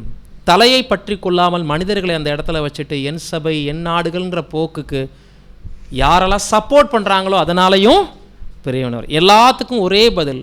இப்படிப்பட்ட பிரிவினை உள்ளவர்களை திருத்துவதற்கு முயற்சி செய்தும் அவங்க திருந்தலைங்கும் போது அவர்களையும் அவர்களுக்கு சப்போர்ட் பண்ணுறவங்களையும் விட்டு விலகுங்கிறது தான் எல்லா இடத்துலையுமே பிரதர் பதிவு பண்ணுறார். இந்த மாதிரியான நபர்களை விட்டு என்ன பண்ணுங்க, ஒன்றா பிரயாணம் பண்ண முடியாது. ஆனால் அங்கீகரிக்கக்கூடாத ஒரு பிரிவினை இருக்குது. அது வசனத்திலேயே நம்ம வாசிச்சிடலாம். நீதிமொழிகள் 18:1. நீதிமொழிகள் 18ஆம் அதிகாரம் 1ஆம் வசனம். பிரிந்து போகிறவன் தன் இச்சையின்படி செய்ய பார்க்கிறான், எல்லா ஞானத்திலும் தலையிட்டு கொள்கிறான். இங்கே உபதேசம் பற்றி பேசலை, ஒழுங்குமுறை பற்றி சொல்லலை, தலையை பற்றி கொள்றதை பற்றி பேசலை, ஞானம் உள்ள எந்த விஷயமும் இங்கே வரல. சிம்பிளாக முடிக்கிறார். பிரிந்து போகிறவன் தன் இச்சையின்படி செய்ய பார்க்கிறான்னா எந்த ரீசனும் இல்லை. 4 பேரை சேர்த்துட்டு கலகம் பண்ணிவிட்டு சபையில் எதுக்கு எடுத்தாலும் பிரச்சனை பண்ணிவிட்டு ப்ராப்ளம் பண்ணிவிட்டு இப்படியும் போகிறவங்க இருப்பாங்க. ஆடுகள் இனம் கண்டுபிடிச்சிடணும். நீதி நிமித்தம் சத்தியத்துக்காக நிற்கிறவங்களும் குரல் கொடுப்பாங்க சபையில், அவங்கள தப்பாக புரிஞ்சக்கூடாது. அதே நேரத்தில் பிரச்சனைகள் பண்ணணும்னே சிலர் இருப்பாங்க, அவங்களே அண்டர்ஸ்டாண்ட் பண்ணணும். இவர்கிட்ட என்ன ஆவி வெளிப்படுது, பேலன்ஸ் பண்ணி பார்க்க கற்றுக்கணும். ஊழியத்தின் நிமித்தமாக, பிரயாசத்தின் நிமித்தமாக சத்தியத்தில் தெளிந்த புத்தியுள்ள ஆவிகளோடு பேசுகிறவங்களும் இருப்பாங்க. அவங்க வன்மத்தோடு பேச மாட்டாங்க, சுயநலத்துக்காக பேசியிருக்க மாட்டாங்க, உண்மையான நீதிப்படி கூட கேள்வி கேட்டிருப்பாங்க. அவங்கள கலகக்காரன்னு டிக்ளேர் பண்ணிடக்கூடாது. அதே நேரத்தில் ஒன்றுமே இருக்காது, விஷயமே இருக்காது, ஒழுங்குமுறை தெரியாது, உபதேச ரீதியான விஷயங்கள் தெரியாது, வேத வசனங்கள் என்ன குறிப்பிடுது, தலையை பின்பற்றி போகிறதுனா எதுவுமே தெரியாமல் 4 பேர்த்த கோஷ்டி சேர்த்துட்டு சுற்றுவாங்க. அப்படிப்பட்ட ஆளுகளுக்கு சொல்லப்பட்டது இது. பிரிந்து போகிறவன் தன் நிச்சயின்படி செய்ய பார்க்கிறானா எந்த பக்குவமும் இல்லை, எந்த நன்னடத்தையும் இல்லை, சபையில் அவர் நல்ல ஒரு ஊழியக்காரனும் இல்லை, பட் அவர் ஒரு டீம் சேர்த்துட்ருப்பார். இந்த பிரிவினை நிச்சயமாக என்ன பண்ணக்கூடாது. நம்ம பிரிஞ்சு போனோம்னா கூட அதில் என்ன இருக்கணும், உபதேசம் இல்லை பிரதர், ஒழுங்குமுறை இல்லை பிரதர், தலையை பற்றி கொள்றதில்ல, இப்படி நியாயமான ரீசன் கூட பல முறை முயற்சித்து அவங்க கேட்கலைன்னா விட்டு விலக வேண்டியது. ஆனால் இப்போ லாஸ்ட்டாக பார்க்குற வசனம் தன் நிச்சயம்னா என்னங்க, ஒன்றுமே இல்லை, நியாயமான ரீசனே இல்லை. சபையில் எப்போ பார்த்தாலும் கலகம், குழப்பம், கூச்சல் இப்படி இருந்துச்சுன்னா இதை அங்கீகரிக்கவே கூடாது. இப்படிப்பட்டவர்களுக்கு என்ன பண்ணக்கூடாது, நம்ம செவி கொடுக்கவும் கூடாது. இதை கன்க்ளூஷனாக பார்த்து நாம் நிறைவு செய்கிறோம். தொடர்ந்து அன்புக்குரிய சகோதர சகோதரிகளே, நமக்கு தெளிந்த புத்தியுள்ள ஆவி தேவன் கொடுத்துருக்கிறார். அன்பு மாத்திரமல்ல, அன்போடு கூட தெளிந்த புத்தியுள்ள ஆவியும் கொடுத்துருக்கிறார் என்று சொல்லும்போது நம்ம சரியான பாதையில் தான் போகிறோமா, நமக்குள்ளே நடைபெற்று வருகிற குறிப்பாக ஐக்கியம் சார்ந்து நடைபெற்று வரக்கூடிய பிரிவினைகளும் கூச்சலும் குழப்பங்களும் நம்ம பந்தய பொருளை இழந்து போகிற மாதிரி அனுமதிக்கப்பட்டுருச்சா, அதிலெல்லாம் தோற்று போயிருக்கோமா அப்படிங்கிற ஒரு கொஸ்டின் ஒரு வேளை இருந்துச்சுன்னா, இவ்வளவு நம்ம மத்தியில் ஏன் பிரிவினை அப்படிங்கிற ஒரு கேள்வி உங்களுக்குள்ளே இருந்துச்சுன்னா ஒரு பதிலாக இந்த ஒரு பாடம். நாமளாக எதையும் செஞ்சிட்டு இல்லை, வந்திருக்கிறவர் பொன்னை புடமிடுவது போல புடமிட்டு கொண்டிருக்கிறார். அவர் வண்ணாருடைய சவுகாரத்தை போலவும் இருப்பார் படிக்கிறோம். அவர் லேவியின் புத்திரரை உட்கார்ந்து என்ன பண்ணிட்டு இருப்பார்? புடமிட்டு சுத்திகரித்து கொண்டிருப்பாருங்கும் போது, வெளுக்கும் போது துணியில் உள்ள கசடெல்லாம் அந்த அழுக்கெல்லாம் போகணும். அந்த மாதிரி சவுகாரம் வச்சு என்ன பண்ணுறாரு? வெளுக்கிறார். பொன்னை புடமிடும்போது நிறைய நெருப்புகள் அது சுத்திகரிக்கப்படும் போது எவ்வளோ ஹீட்டு, அப்போ அழுக்கெல்லாம் வெளியேறணும் இல்லைங்களா? இந்த மாதிரி நமக்குள்ளே நடக்கும்போது பர்சனலாக நமக்குள்ளே மாம்சத்தின் பலகீனங்களும் வெளியே போகிறதுக்கு ஒரு சோதனை போயிட்டுருக்கோம். தனிப்பட்ட வெளியரங்கமான சில சூழல்களில் நம்ம தலையை பற்றி கொண்டிருக்கிறோமா, ஒழுங்குமுறையை ஆதரிக்கிறோமா, உபதேசத்தில் ஒற்றுமையாக இருக்கிறோமான்னு இந்த காரியங்களை சோதிக்கிறதுக்கு நம்ம மத்தியில் டெஸ்ட்டு போயிட்டுருக்கோம். எல்லாமே பரீட்சைகள் தான். இந்த பரீட்சைகள் மத்தியில் உபதேச ரீதியாக, ஒழுங்கு ரீதியாக, பர்சனல் லைஃப்பில் அல்லது தலையாகிய கிறிஸ்துவின் இடத்தில் ஜனங்களை வழிநடத்தக்கூடிய விஷயத்தில் நாம் ஒவ்வொருவரும் எப்படி இருக்கிறோம்? ஜனங்கள் மேய்ப்பர்கள் மத்தியில் எப்படி இருக்கிறோம்? மேய்ப்பர்கள் ஆடுகள் மத்தியில் எப்படி நடந்துக்கிறோம்? ஊழியக்காரர்களுடைய பங்கு என்ன? சகோதர சகோதரருடைய பங்கு என்ன? எல்லாத்தையும் சரிவர புரிஞ்சுக்கிட்டோம்னா கிறிஸ்துவின் அன்பு நெருக்கி நம்மை நிச்சயமாக ஏவும். அது அன்போடும் நீதியோடும் கலந்து காணப்பட வேண்டும். அவ்விதமாக நாம் உபதேசத்திலும் கற்று தேர்ந்தவர்கள், ஒழுங்குமுறையிலும் கற்று தேர்ந்தவர்கள். நமது மத்தியில் நிச்சயமாக மாம்சத்தின்படியான எந்த இடையூறுகளும் பிரிவினைகளும் எதிர்காலத்தில் வராத அளவுக்கு நம்ம சர்வ ஜாக்கிரதையாக இருக்க முயற்சி செய்வோம். தேவன் தாமே வசனங்களை பொறுமையுடன் கேட்ட உங்கள் யாவரையும் ஆசீர்வதிப்பாராக. ஆமென்.